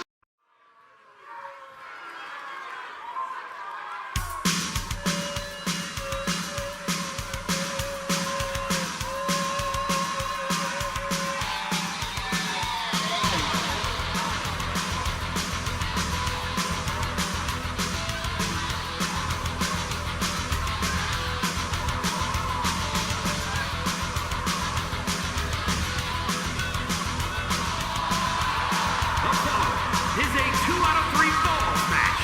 Making his way to the ring from Germany, weighing in at 207 pounds, Shelly T. We might have had the air taken out of us from our last matchup, but now the air is going to be back and the excitement is here as the prodigy, the kid from Germany, Shelly T, is here at 80s Rumble for Redemption. And you're seeing it right now, the German rock star coming out here. He made a huge name for himself against the former Chris Baxter at last year's WrestleClusion. And I got to tell you, Brian Williams, there are a lot of ham and eggers in that locker room that I think I could still hang with today. These two, in terms of on the mat, definitely not on that list. They call him D Zoom Tooth. I think it means the future, but he's here today, Brian. I'm surprised you even speak any other language other than Tab and English. So I'm just stunned by this. But Shelly T getting the champion and the hero welcome with all the pyro, baby. The people were skeptical at first of the Joyce Rockstar, but like you said, he calls himself the prodigy here in English for a reason. And the fans here in Manhattan Center, everybody that caught that WrestleClusion showdown with the then Chris Baxter, is ready for another squash. This time, a 2 out of 3 falls match.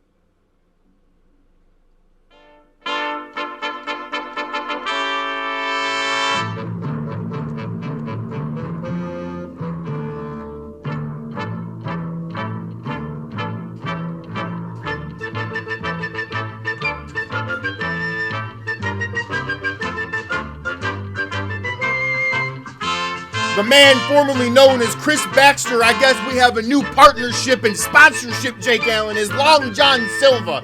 The storied rival of Shelly T is here. Like you said, last year, WrestleClusion, these two men won Match of the Year. Who would have thought? A rookie winning Match of the Year with a longtime veteran. And now we are going to see them dance one more time. Much like the takeover of Long John Silver's across the globe, Long John Silva is globally known and internationally beloved. He may look like a strange kind, but we've seen plenty of strange ones on this one, Brian, and they have impressed through and through. If you haven't seen this man before, especially matched up with that German Wonder Kid, you are in for a treat. And Long John Silva has some amazing fish sticks at his establishment. If you haven't tried them, you need to try them. I don't even like seafood, and I you know what? I don't mind. I like a cut of their... 2 out of 3 falls, folks. We have Long John Silva and Shelly T. These two are known for the classics they put on with one another, and I just know tonight we're in store for it yet again. If you're one of those fans of the Japanese style, hell, even the luchador style, quick counters, quick offense, that is what these two showed themselves to be about over the last calendar year. That brings us to this moment. And unlike a lot of the contests that we have seen here tonight on Rumble for Redemption, Brian, this one bred from respect. Well, Shelly T and Long John Silva, that's all those guys are about. It's all about, feeling good, sitting here, shaking hands, hugging women, and kissing babies' cheeks. Good company, men. And it's just all about respect and honor. Woo!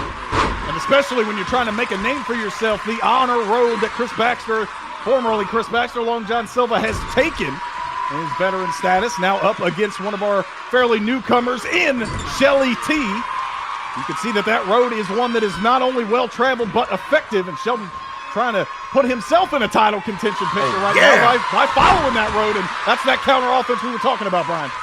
Beautiful reverse DDT as Sheldon kneeing him right in the face. And that's something that we got to understand here, Jake. Shelly T is a good guy. He sits there. He's all about honor and respect, but let us not sit here and underestimate him. This man is all about business. He's all about winning, and we have this back and forth between these two men, and this is exactly why I love seeing them fight.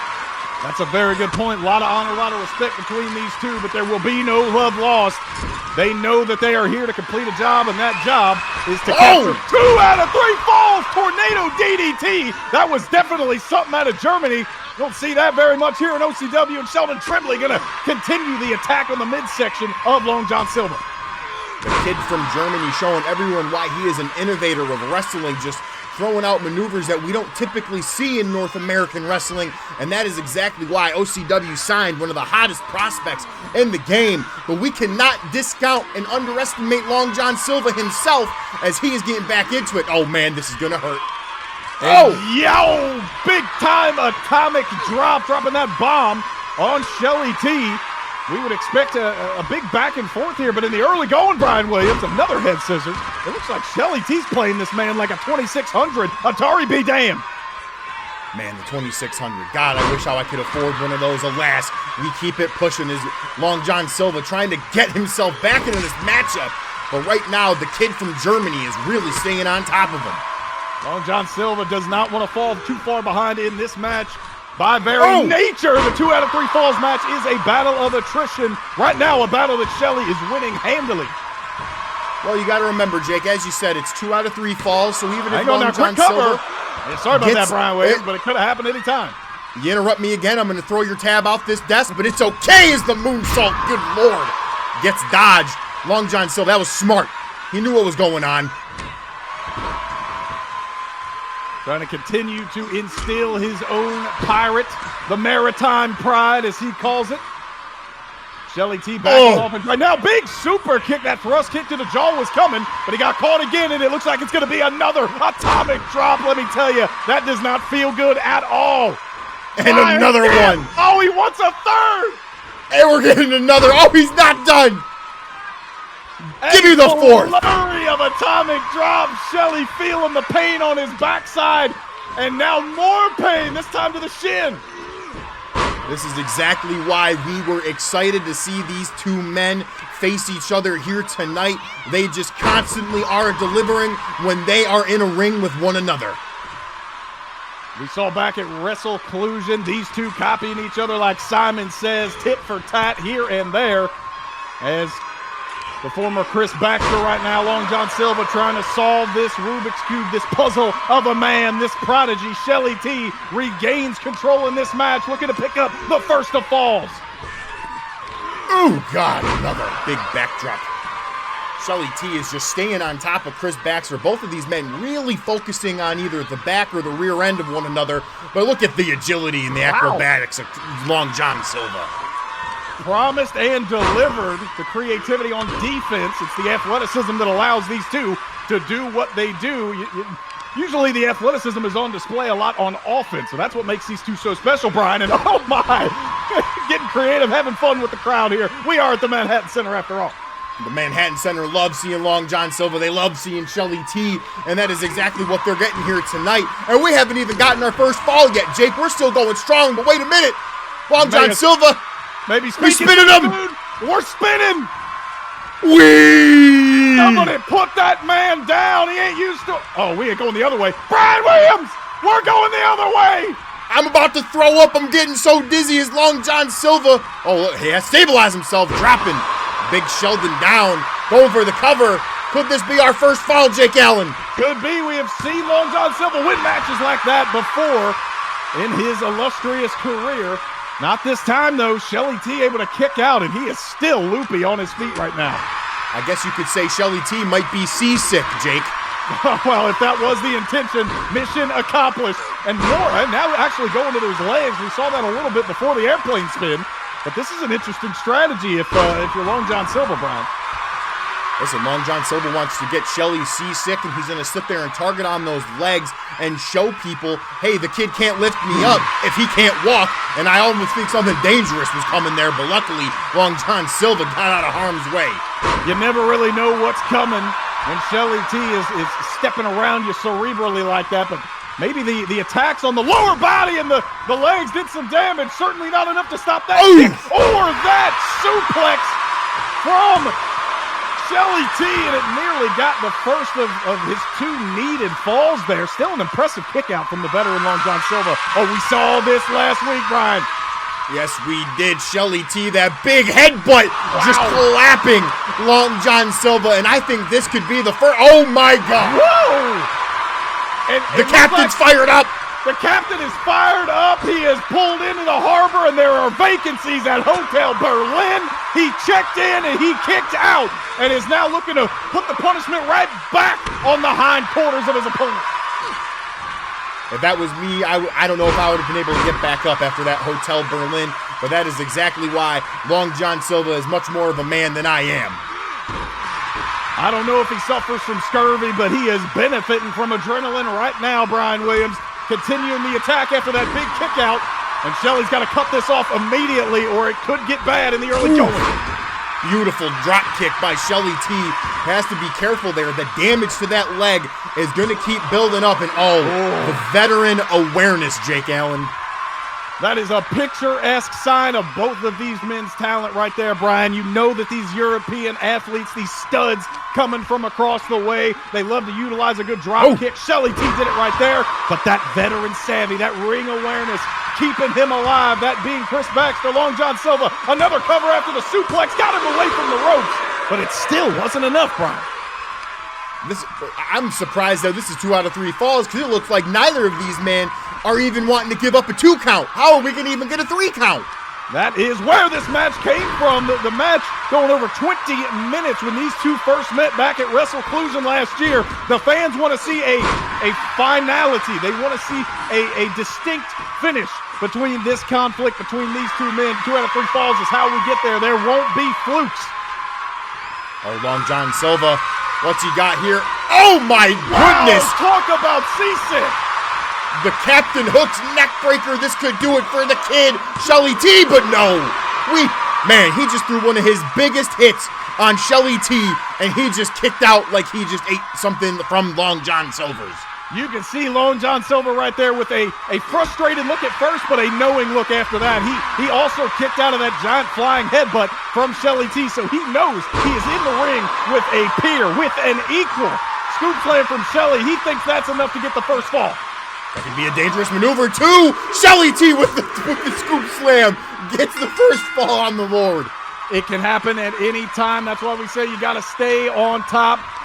Long John Silva gave everything he had and maybe a little bit too much. Wasn't able to kick out of that. That is a huge advantageous position to be in. Let me tell you from experience, if you're Shelly T. Maybe that scoop slam took the air out of Long John Silva's back, but now Shelly T is really mounting it on. And this is something that Long John Silva did not want, is Shelly to get that big burst of momentum, because it is going to take a lot to get that off of him. And it may be coming sooner than Long John Silva thought, and that is another wise veteran maneuver. Brian Williams, I was going to ask you what kind of strategy it's going to take to get back into a 2 out of 3 falls match when you go down one like that. Running away is one way, and another suplex is going to shut it down immediately. That blood and wine on the outside, you're going to ask me, and I don't know if I have an answer for you, because getting a super kick to the jaw and then a German to the thin padding, we might see our second fall via count out here, Jake. And that would be a smart move. We see a lot of people try and go a little bit too far in the honor direction, in my opinion. Break that count. Shelly T not going to. Oh, maybe he will. Oh, my God. No! No! I just tried to say it. He wasn't listening to me, and he called himself. That breaks the count and probably the kid's spine. The Luftwaffe did not land at the position that it needed, and now the ref's count is going to reset, and that might have given Long John Silva the type of time he needed to recuperate. And here I thought that this kid, the prodigy, had a good head on his shoulders, could have taken the count out, but again, trying to be maybe a little too respectful for his own good, Brian. Well, we've seen that before, Jake, at the last Saturday Night Slam. When these guys met one last time, we got a preview of this match when they fought for the second time, and they got that double count-out draw, which is exactly why we have this 2 out of 3 falls match, and these men are moving and grooving. You see that, float like a butterfly, sting like a bee, both of them picking it up right now. After that briefer spot on the outside, Long John Silva's got his win back. Long John Silva trying to get away from Shelly T, but Shelly is refusing for that, and I think we're going to see one big finitum dropping the pirate down. Oh my God. It looks like that little rest on the outside was all Long John Silva needed. A dangerously sharp suplex there. You called it finitum. He wishes it was. He's got one fall. He needs one more. Long John Silva gasping for air. This could be the beginning of the end. The captain needs his crew, but no one's coming out here to save him as Shelly T on the apron. Now, once again, Jake, the liberalness of OCW, as he would have gotten disqualified there, but this company, he does not. We like to facilitate and advocate for the best athletes in the sport, and sometimes it comes back to bite you. Looking for another airplane spin. Looks like Brandon didn't bite him too hard. The Prodigy back in control. Super kick into the second blood and wine. Huge German suplex. Could this do it for the captain? No, sir, it's not. Sheldon definitely, Shelly T, definitely looking for some kind of answer. He caught a quick one with that scoop slam, but some of his most dangerous maneuvers just not getting the job done. I wonder if it's because of the bigger stature, the weight that Long John Silva has put on and able to endure some of those moves. Hard to say. I don't know if you hear him, Jake, but I actually hear some German getting shouted at right now. It seems like maybe Sheldon's a little bit frustrated with Long John Silva as he keeps trying to crawl away, and Long John Silva finally going to utilize it. One big Falcon Arrow dropping the kid down on his back. And interesting there, he did not go down with him. He usually drops to his hindquarters on the Falcon Arrow. Just decided to use a slam there, conserve some energy, and he did just that. Captain took his counter. He's look at this roll. Rolling him up. Two. Shelly is going to throw away. The hand is down, but the referee's waving it off. We're going to have another count. And Shelly T is rolled up. He's given the point to Long John Silva, taking and tying this thing up. What a sequence. The Pirate stole one just like he steals treasure and he steals companies, as Long John Silva is still in this matchup, Jake, and this is exactly what all the fans in this capacity crowd were expecting out of these two storied men. There's a reason this was one of my most anticipated matches all night long. You're seeing it right now. It looked like Shelly T, the younger competitor, was just going to get out of the gates and steamroll the vet. But between his ring awareness, rolling out of the ring, that rope broke the captain's hook, reversing the momentum on that roll-up, that small package, he is right back in this thing. Oh, and look, we're going to see that big Falcon Arrow again. Maybe that back of the captain doesn't want to take any extra oomph to it. But now the captain's fired up. He's screaming his sea shanty, and now he's picking up Shelly T. And this, we are back to where we began, the counter wrestling, the back and forth. These two know each other better than they got any right to. You ought to think these guys have been fighting for 20 years, but I would be surprised to tell you that it is not the case. Beautiful springboard maneuver from Shelly T. He's looking to cover the captain. Oh my God. The flying Shelly T using his athleticism, his smaller stature on that springboard maneuver. Big kick out. Will that be finita, Brian Williams? In the middle of the ring on the green bar logo. And Shelly T picks up a huge victory against the captain. What a hell of a match, I'll tell you that right now. I think you deserve 2 extra tabs for that one. Maybe even give one to Shelly T. As folks, we still have so much more. So stay seated and eat some popcorn as 80s for Redemption rolls on.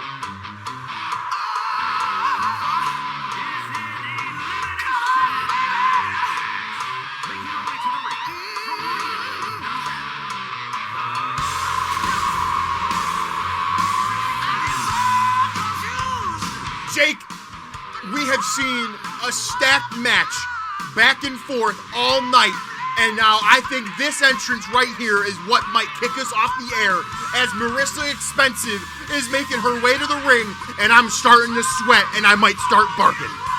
I'll tell you what, if the fans packed into the Manhattan Center after the action they've seen, they're barking, they're ready to jump over the barricade at one of the hottest young athletes, and not just in OCW, not just in pro wrestling, but in pro sports. Marissa Expensive, multi-talented, multifaceted. She's got a multi-woman match here tonight, Brian. Former movie star Marissa Expensive was a lifelong fan of wrestling from as far as she can remember, and we took a limb on her. We signed her to OCW, and she has been nothing but spectacular ever since she's been here in this company.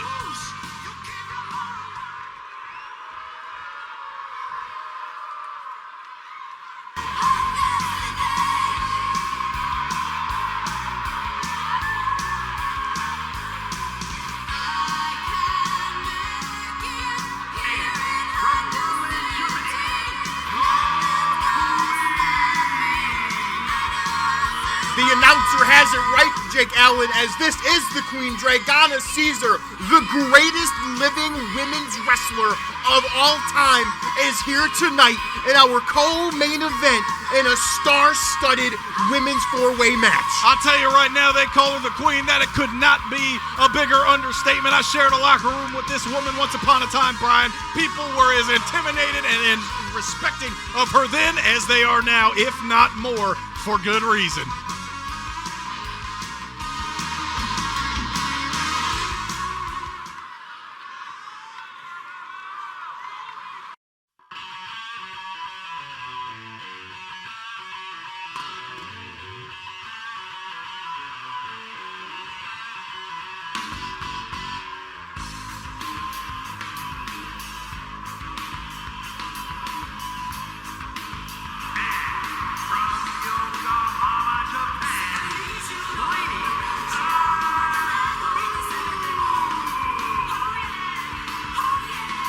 It's taken everything in me not to bark, going off the charts, Jake Allen. And we spoke about Dragana, but let us speak about this woman right here, Junko Girauta, one of her storied rivals. She followed her here from Japan, and now Junko is here in OCW, costing Dragana for an OCW Women's World Championship, ending that historic 17th reign. And now she's looking to get some more payback in this four-way match. Never in a million years that I think we would see this live. I have seen tapes, I have seen some of the action over in Japan, but this is the first time live and in live and cover at OCW Rumble for Redemption, a perfect place for this woman to make her in-ring debut in OCW. There have been questions abound since she brutally took out another member of the women's locker room, Deborah Soto. But Junko Girauta has made it clear Deborah was not the target, neither are any other woman not named Dragana. Junko, a multi-time AJBW Women's Champion. She is known as a wrestling legend over in Japan, and she is all about ruthlessness.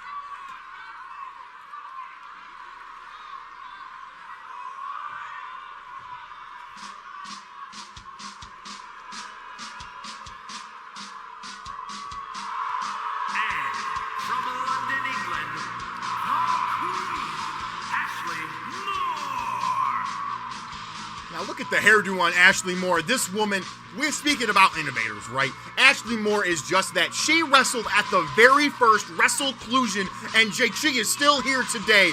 Do not let looks undermine her, because this woman is a star-studded veteran.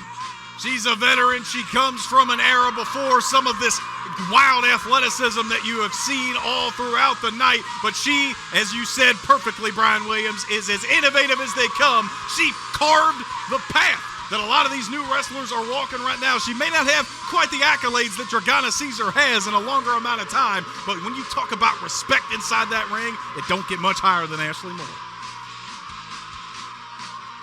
Dragana and Ashley Moore at WrestleClusion 3, that co-main event, that match of the year, that 6.5-star match from Gabriel Seltzer. And man, I can only imagine what these four women are going to do here tonight, folks. Pin or submission, women's four-way elimination match. The last woman standing wins. And I have heard, Brian Williams, it was the newest member to the business in this match, Marissa Expensive, who pushed for it to be elimination style. She wants to prove herself against some of the best, and she wants there to be no question about who the best in the ring is. It would be absolutely correct. Marissa wants to put a statement here, but something that she needs to be extremely careful of is being that newcomer trying to go against Junko, because that is the one woman I am not going to sit and try and piss off. Huge monkey flip. And as we said, this is Junko's very first match in an OCW ring. Hold on now. We got a WrestleClusion rematch going on right now on the right side of your screen. Just a technical classic, and both women know what it's like to be in the ring. And meanwhile, on the other side, this big Joshi phenom is destroying the new Marissa West Expensive. Yeah, just the strength on Junko alone could probably rival the strength of yours back in your prime. So that is exactly why I am not going to sit here and try and argue with this woman, as Ashley Moore went flying and crashed and dusted. We're talking about the pride that Junko Girota has. Hold on, we got to cover. Certainly that won't be enough as Junko's able to kick out, but we talk about all the time she spent in her native Japan. We know clearly that both Ashley Moore and Dragana got experience over there too, and if I didn't know any better, the movie star did as well. The movie star has a chip on her shoulder, Jake, and now look at this. Dragana going right to Junko, not allowing herself to be scared of the Joshi phenom, rolling her up quickly. Could this be it for Junko? No, and that would have certainly been an auspicious debut to get rolled up that quickly by the woman that you've been targeting since your arrival in OCW. Back into the corner we go. We have Ashley and Marissa on the outside. Elimination rules. We got to say it again here. The ring is going to thin out, but it's going to be a little bit different than our five-way battle royal earlier tonight, Brian. You're absolutely correct. Pinfall or submission is the only way to get eliminated out of this match. The referee getting caught there by that beautiful drop kick by the living legend Dragana Caesar. And now the rookie is taking on Ashley Moore, or should I say Ashley Moore is handling the rookie. We expected some of that right now, but I got my eyes fixated on the left side of the screen. I want to see what this monster Junko is all about, Daddy. That was one of the most brutal lariats I have seen all night long. The cover won, and wow, I thought she took the head off Dragana Caesar with that one. I don't know if you've seen it, Jake, but Ashley turned around and actually looked at Junko as she was going to pin Dragana. And while Ashley has that huge deal of respect for Dragana, she understands the rules here. She understands how to win this matchup tonight, and that's by elimination. And she's trying to eliminate somebody right now. Is Dragana Caesar on the left side, and the power off. How many women have you seen just hoist Dragana Caesar off of their back out of that chokehold like that? Not very many as Dragana, that huge German suplex from the outside of the ring, and Junko trying to do a huge right hand to the rookie, and I think it's going to pay off as Marissa Expensive, Jake, has not been able to get too much heat here in this matchup thus far. Ooh, and that's one way to do it. Just get out of the way and let the bigger competitors hurt themselves. She just seems a little bit too excited in there, and I remember some of my first matches in the business. I was just that excited, but it can come back to bite you, and Marissa's feeling it right now. Oh man, Ashley Moore trying to get a big clothesline on Dragana, but Dragana ducked out of harm's way, and now Junko, oh man, she has the rookie up, but look at Marissa, beautiful agility. I mean, we could call out Hollywood. We can just call her a movie star and minimalize it like that. But you're seeing the real person on display. There's a reason she does all her stunts and has captivated America and the world worldwide on the movie set. 1, 2, no! That would have been a shame. Me putting her over like that just to get rolled up by the legend. Oh my God, Ashley Moore crashing and burning as well. Junko Girota is not playing that as she refuses to catch anybody. I think it's pretty clear right now, Brian, as we see Marissa go to the top rope and again get cut off by Dragana Caesar. These women are coming into this match with a chip on their shoulder. They know how big a stage this Rumble for Redemption is, and they're trying to show off all of their acumen in the ring. I don't know what the hell that was, a cutter of some kind by Marissa Expensive. But, I mean, that chip they have on their shoulder may come back to haunt them, especially in a chaotic four-woman affair. Especially after that cutter, Jake. She didn't even try to go for the pin. She didn't even try putting Dragana away. Don't get me wrong, I don't think it would have.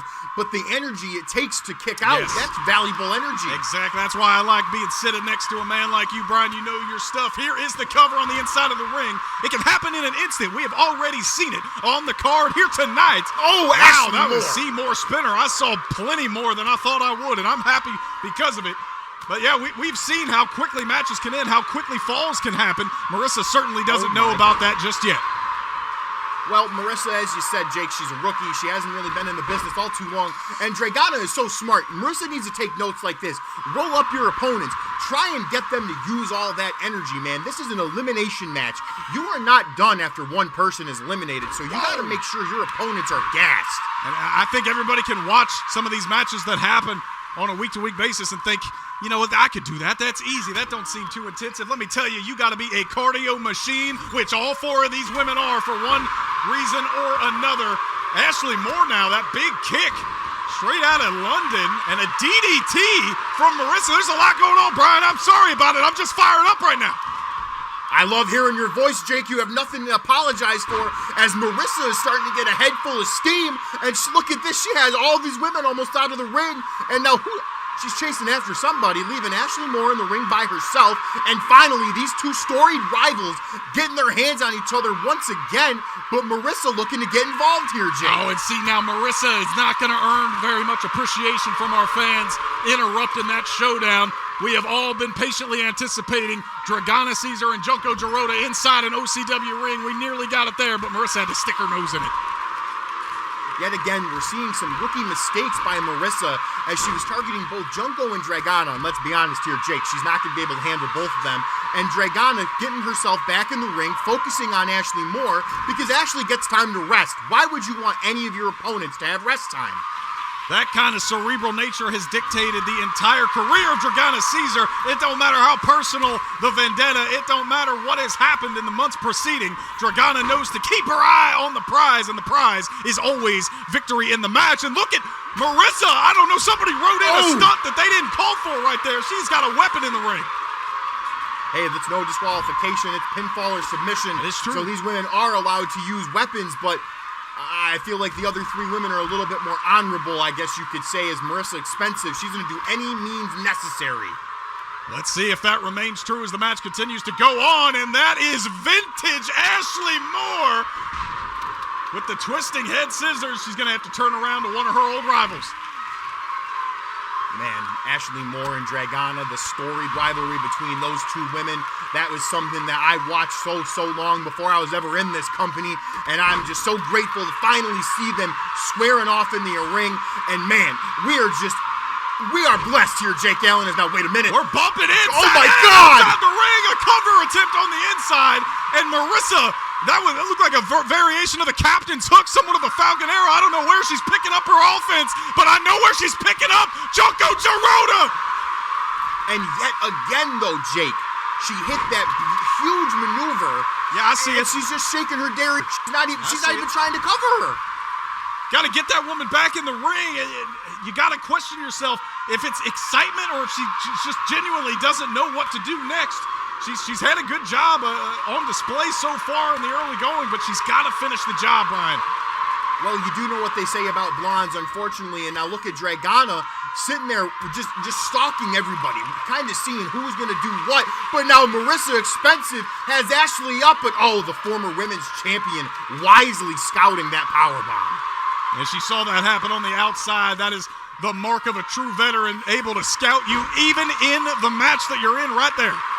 And now yet again, we got Junko and Dragana on the outside. And oh my God! Wow! Oh, she's not letting go, Jake. She's not letting go. The dragon suplex and you see, she moved her hands. She's not. She moved them again. Oh my God!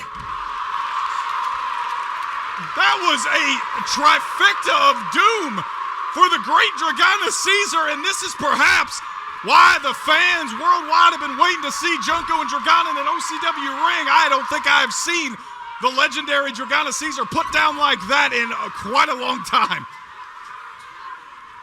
Even Marissa got out of dodge as soon as Junko got back in the ring because, hey, but when you're seeing her woman handle Dragana Caesar like that, no, sir, brother, I got to get out of here and kick it like Ashley connects, but the veteran is exhausted.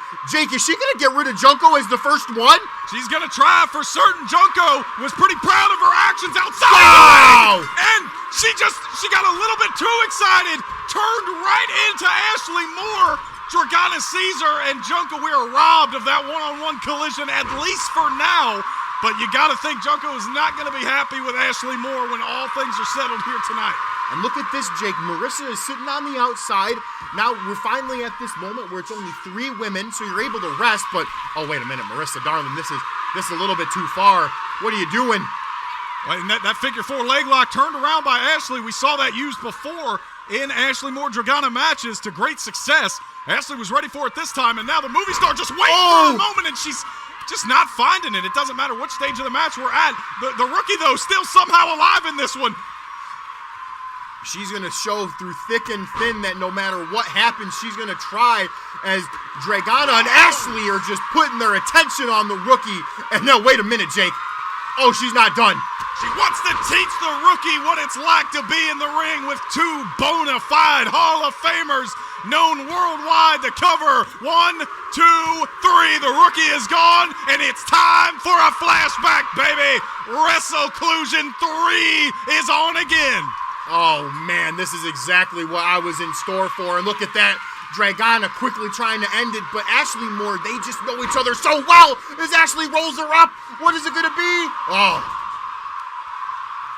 Beautiful technical work there by Ashley. She's going more vintage Ashley. Dragana still suffering the damage from the multi-woman affair, and especially that brutal attack on the outside from Junko. This could be Ashley's moment to take advantage.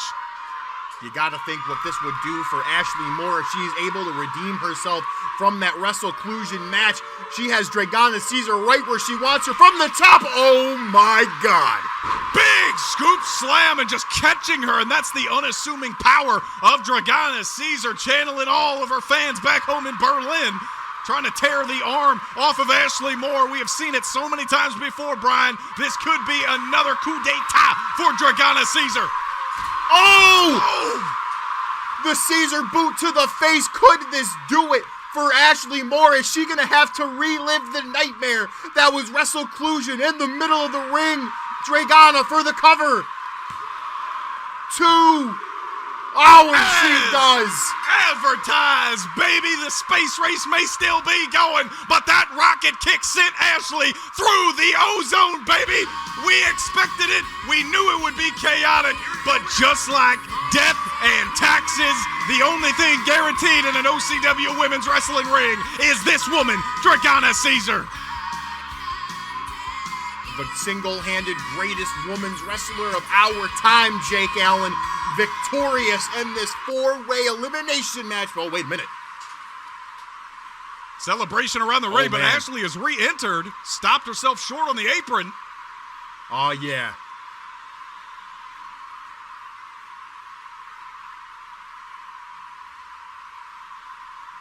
Mutual respect between rivals, Jake Allen, offering that handshake. The camaraderie that only two veteran wrestlers have known before. Oh, and there's the rookie again. It looks like all 4 women going to celebrate here. We talked about breaking down barriers, breaking down doors. These 4 did it. There's more vitriol to come, but for now, we celebrate greatness in the women's division.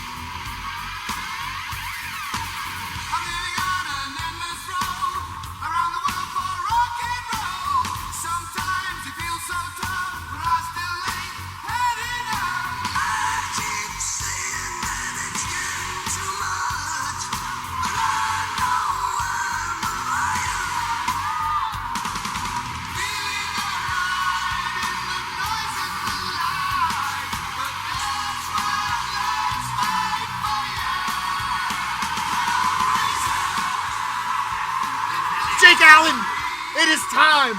It is finally here. Our main event of the evening. Rumble for Redemption caps off with this man, this drunkard, this living legend of our sport. It is the man known none other than Rex. I'll tell you what, Brian, he is as intimidating and as brutal as he looks. This is not a show he's putting on for anybody. I'll be totally honest with you right now. I've never liked the guy, but there's a reason nobody knows anything about him other than two things. His name is Rex, and he's here to whoop some ass. Look at the star atmosphere that we have here. All the pyro, all of the goods here for the man called Rex. Former OCW World Champion, former International Champion, former North American Champion, former Tag Team Champion. This man has done it all. And when the 80s Rumble for Redemption, one of our biggest events of the year, came up, Rex was one of the first people to throw his hands up and ask who the next victim was. We're about to find out in a matter of moments, but the people are taking in all that is Rex. This is what a man should look like. I don't know about the tattoos, though. Luckily, he's a professional wrestler because he probably wouldn't have a job anywhere else, but thankfully, he's in our business. I wouldn't hire him. I wouldn't either.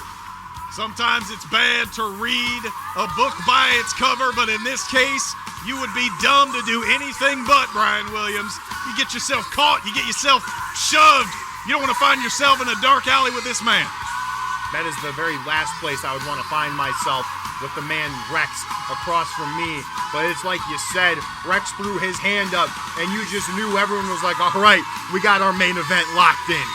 You already said it, one of the biggest stars to ever grace an OCW ring, locker room, or venue. Former world champion, but a lot of question marks about what the future holds for this man, and maybe we'll find out here tonight. All right then, you bags of shite. I'm here to whoop somebody's ass and hit their goddamn pay window. Oh, come on now.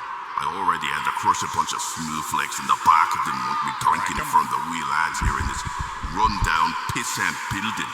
Bunch of soft, clary bastards. Oh, wait a minute, so folks. Who's they gonna pay then?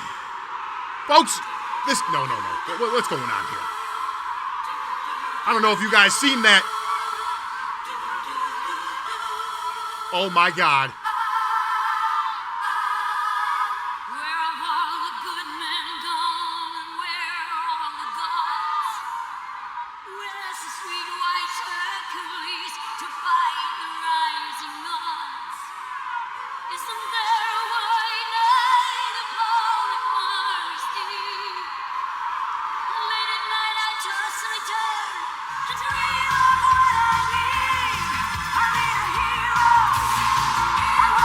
Holy shit!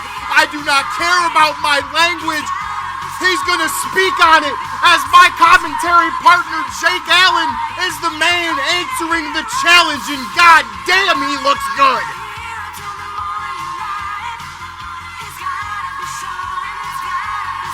Look at that bodacious body.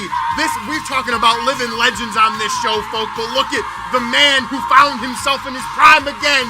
Jake Allen is answering the open challenge of Rex, and oh man, oh God, what did my commentary partner get himself into? But it doesn't matter, because we have ourselves a main event.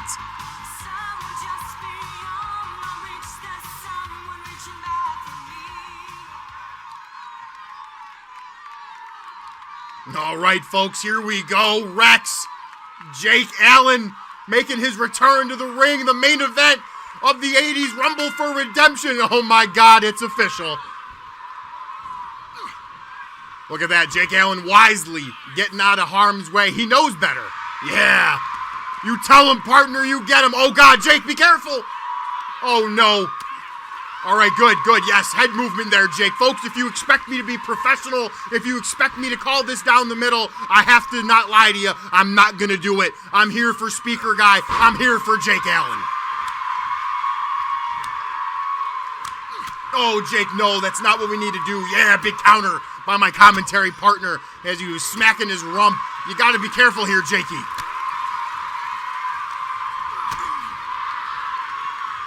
Folks, I am as just in much shock as you are. I can't believe it that this is our main event. This is a big German suplex by Rex, just folding Jake Allen. You got to be careful. Oh, and he spit on him. Oh man, he's a scumbag for a reason here, folks. Oh God, elbow after elbow after elbow on Speaker Guy. And Rex is not going to stop the punishment, folks. But the speaker guy's going to keep putting his hands up and doing what he can do. Oh, no. Oh, my God. The sheer strength from Jake Allen. Trying to fight back against this behemoth Rex. God, the threads on Jake just look spectacular. Yeah. Tell the crowd, Jake. Tell them how you feel. Oh, no, Jake. We got to be careful. The last time we did this, he got up, but this time it's successful. And he's running to the corner. Oh, my God. As a freight train hits him with that huge spear.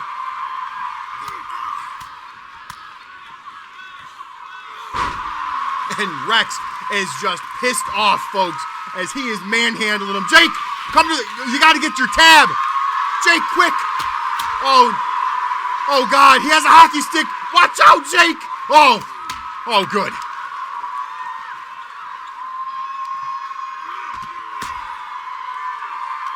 He's trying his hardest. He's sitting there. The man came out of retirement for you fans to help you out. And now, wait a minute. Oh, man. Please, brother, don't throw your back out, please. Oh, he lifted him up. And, oh, God. Oh, God, Jake. Please be careful. No. Oh, my God.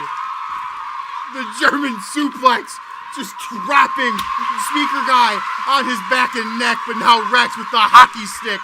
Attaboy. Yeah, get out of there, Jake. Oh, my God. He tried throwing it at him. Now, folks, that is a wise man. That is how you show the veteran instinct from Jake Allen, as he has a bat. And now Rex has Ryu Matsumoto, and just, he threw him. That's had to be a hate crime of some sort. And he threw it again, but Jake, he fought off the trash can with the bat. Oh, my God, Jake Allen. Oh, my God, he threw the bat. He put the big man stumbling back. Yup, work on that surgically repaired arm, Jake. Show him who's boss. Oh, I'm starting to get lightheaded. My excitement is trying to start to peak here as Rex, one of the greatest we've ever seen in the ring, and Jake Allen, speaker guy, is here fighting the first time ever in OCW ring.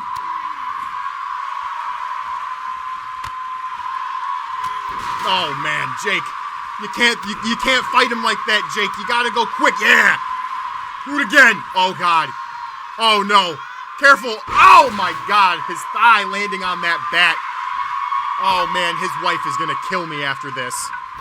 Off the ring. Oh, God.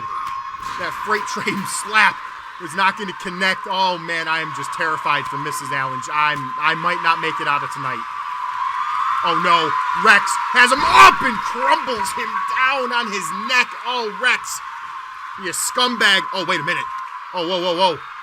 No, he has the scum clutch. Jake, are you okay? Jake. Oh, good. Oh, he's not giving up. He won't give up on me. This man is a legend. This man is a warrior. Oh, God. Please, someone save this man. We need him still. Oh, no. Rex, please don't. No, he has a family. He has a family. Oh, thank God. Oh, thank goodness. Oh, no. He rolled Jake. He's fat. Oh, yes. Yes. Show him how it's done. Oh, damn it. Oh, no. Oh, no. Jake. No. Oh, my God. Oh, my God. Friday Night Delight on top of Ryu Matsumoto. I don't know how he's going to be able to survive after this. No. Not the scum splash. Oh, no. It's just the elbow. Thank God. Oh, no. I don't know how I'm supposed to do this. Oh, big scoop slam. God, they have great form on the scoop slams here tonight. Rex, Ryu Matsumoto again. Oh, my God. Oh, no. He threw it at a referee. I can only imagine Mr. Sensation is screeching in the back about a fine. Jake, put your hands up, brother. Jake, watch out. Yeah. He knew. He had it scouted. He heard me from the desk. Oh, Christ almighty, that chop and that scum lead driver. That beautiful cutter from Rex. From the top rope. Rex looking for a big elbow drop to the heart of Jake Allen. Come on, Jake. Yeah! My partner is still in this fight, damn it. Oh, yeah. Oh, yeah, reverse atomic drop, dropping him on the gonads. One more time, yeah. Hey, do it again. All right, maybe not, that's fine. Oh, big whiff, that's okay. You got to get used to the ring again.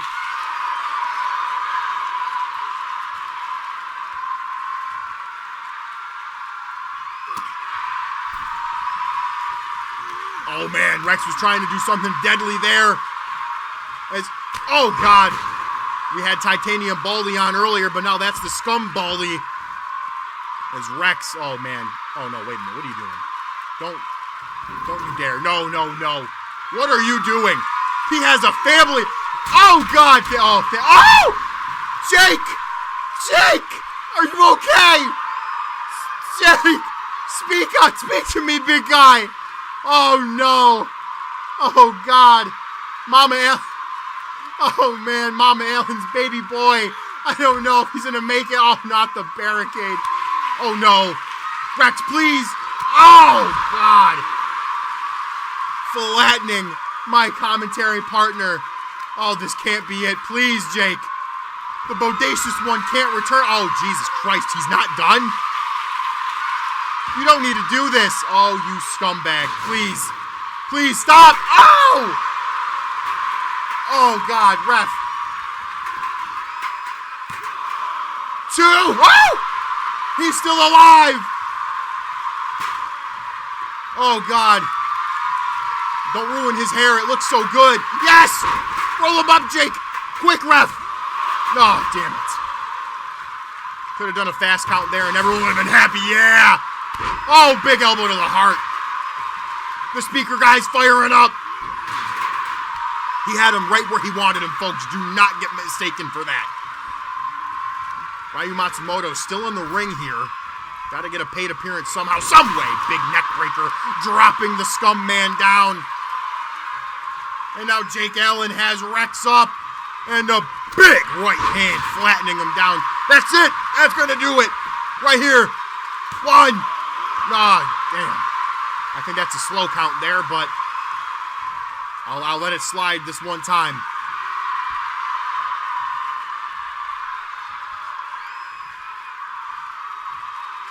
Oh, yeah, speaker guy. Oh, okay. Wise. Crack him in the head. Oh, man.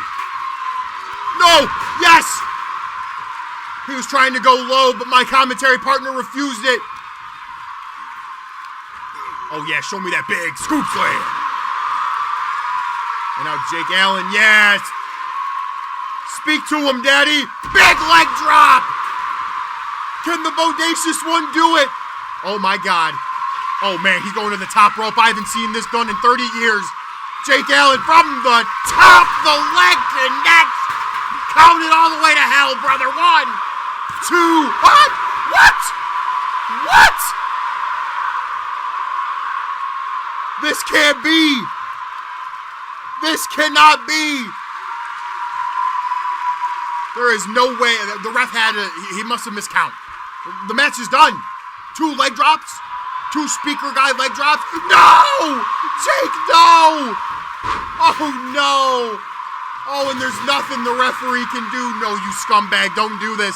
Jake, please. Yes! America prevails. Oh, my God. Oh, no. Oh, God. Butterfly backbreaker of a sort. Pissed off now, ladies and gentlemen. Jake Allen trying to fight his way back. Come on, Jake. Yeah, bite that nasty head. Definitely going to need to get some STD testing after that, though. Oh, yeah, what's he got here? Oh, God. Please. Please, Jake. God damn it, we need to get Ryu out of the ring. Come on, drop the leg, brother. Yes, one more time. Speak to him. The speaker guy leg drop. Oh, wait, no. Oh, God, okay, good, we're here. We're still here for the count. 1, 2. Oh, God. Oh, man, I'm going to faint. My heart, it can't take this level of stress.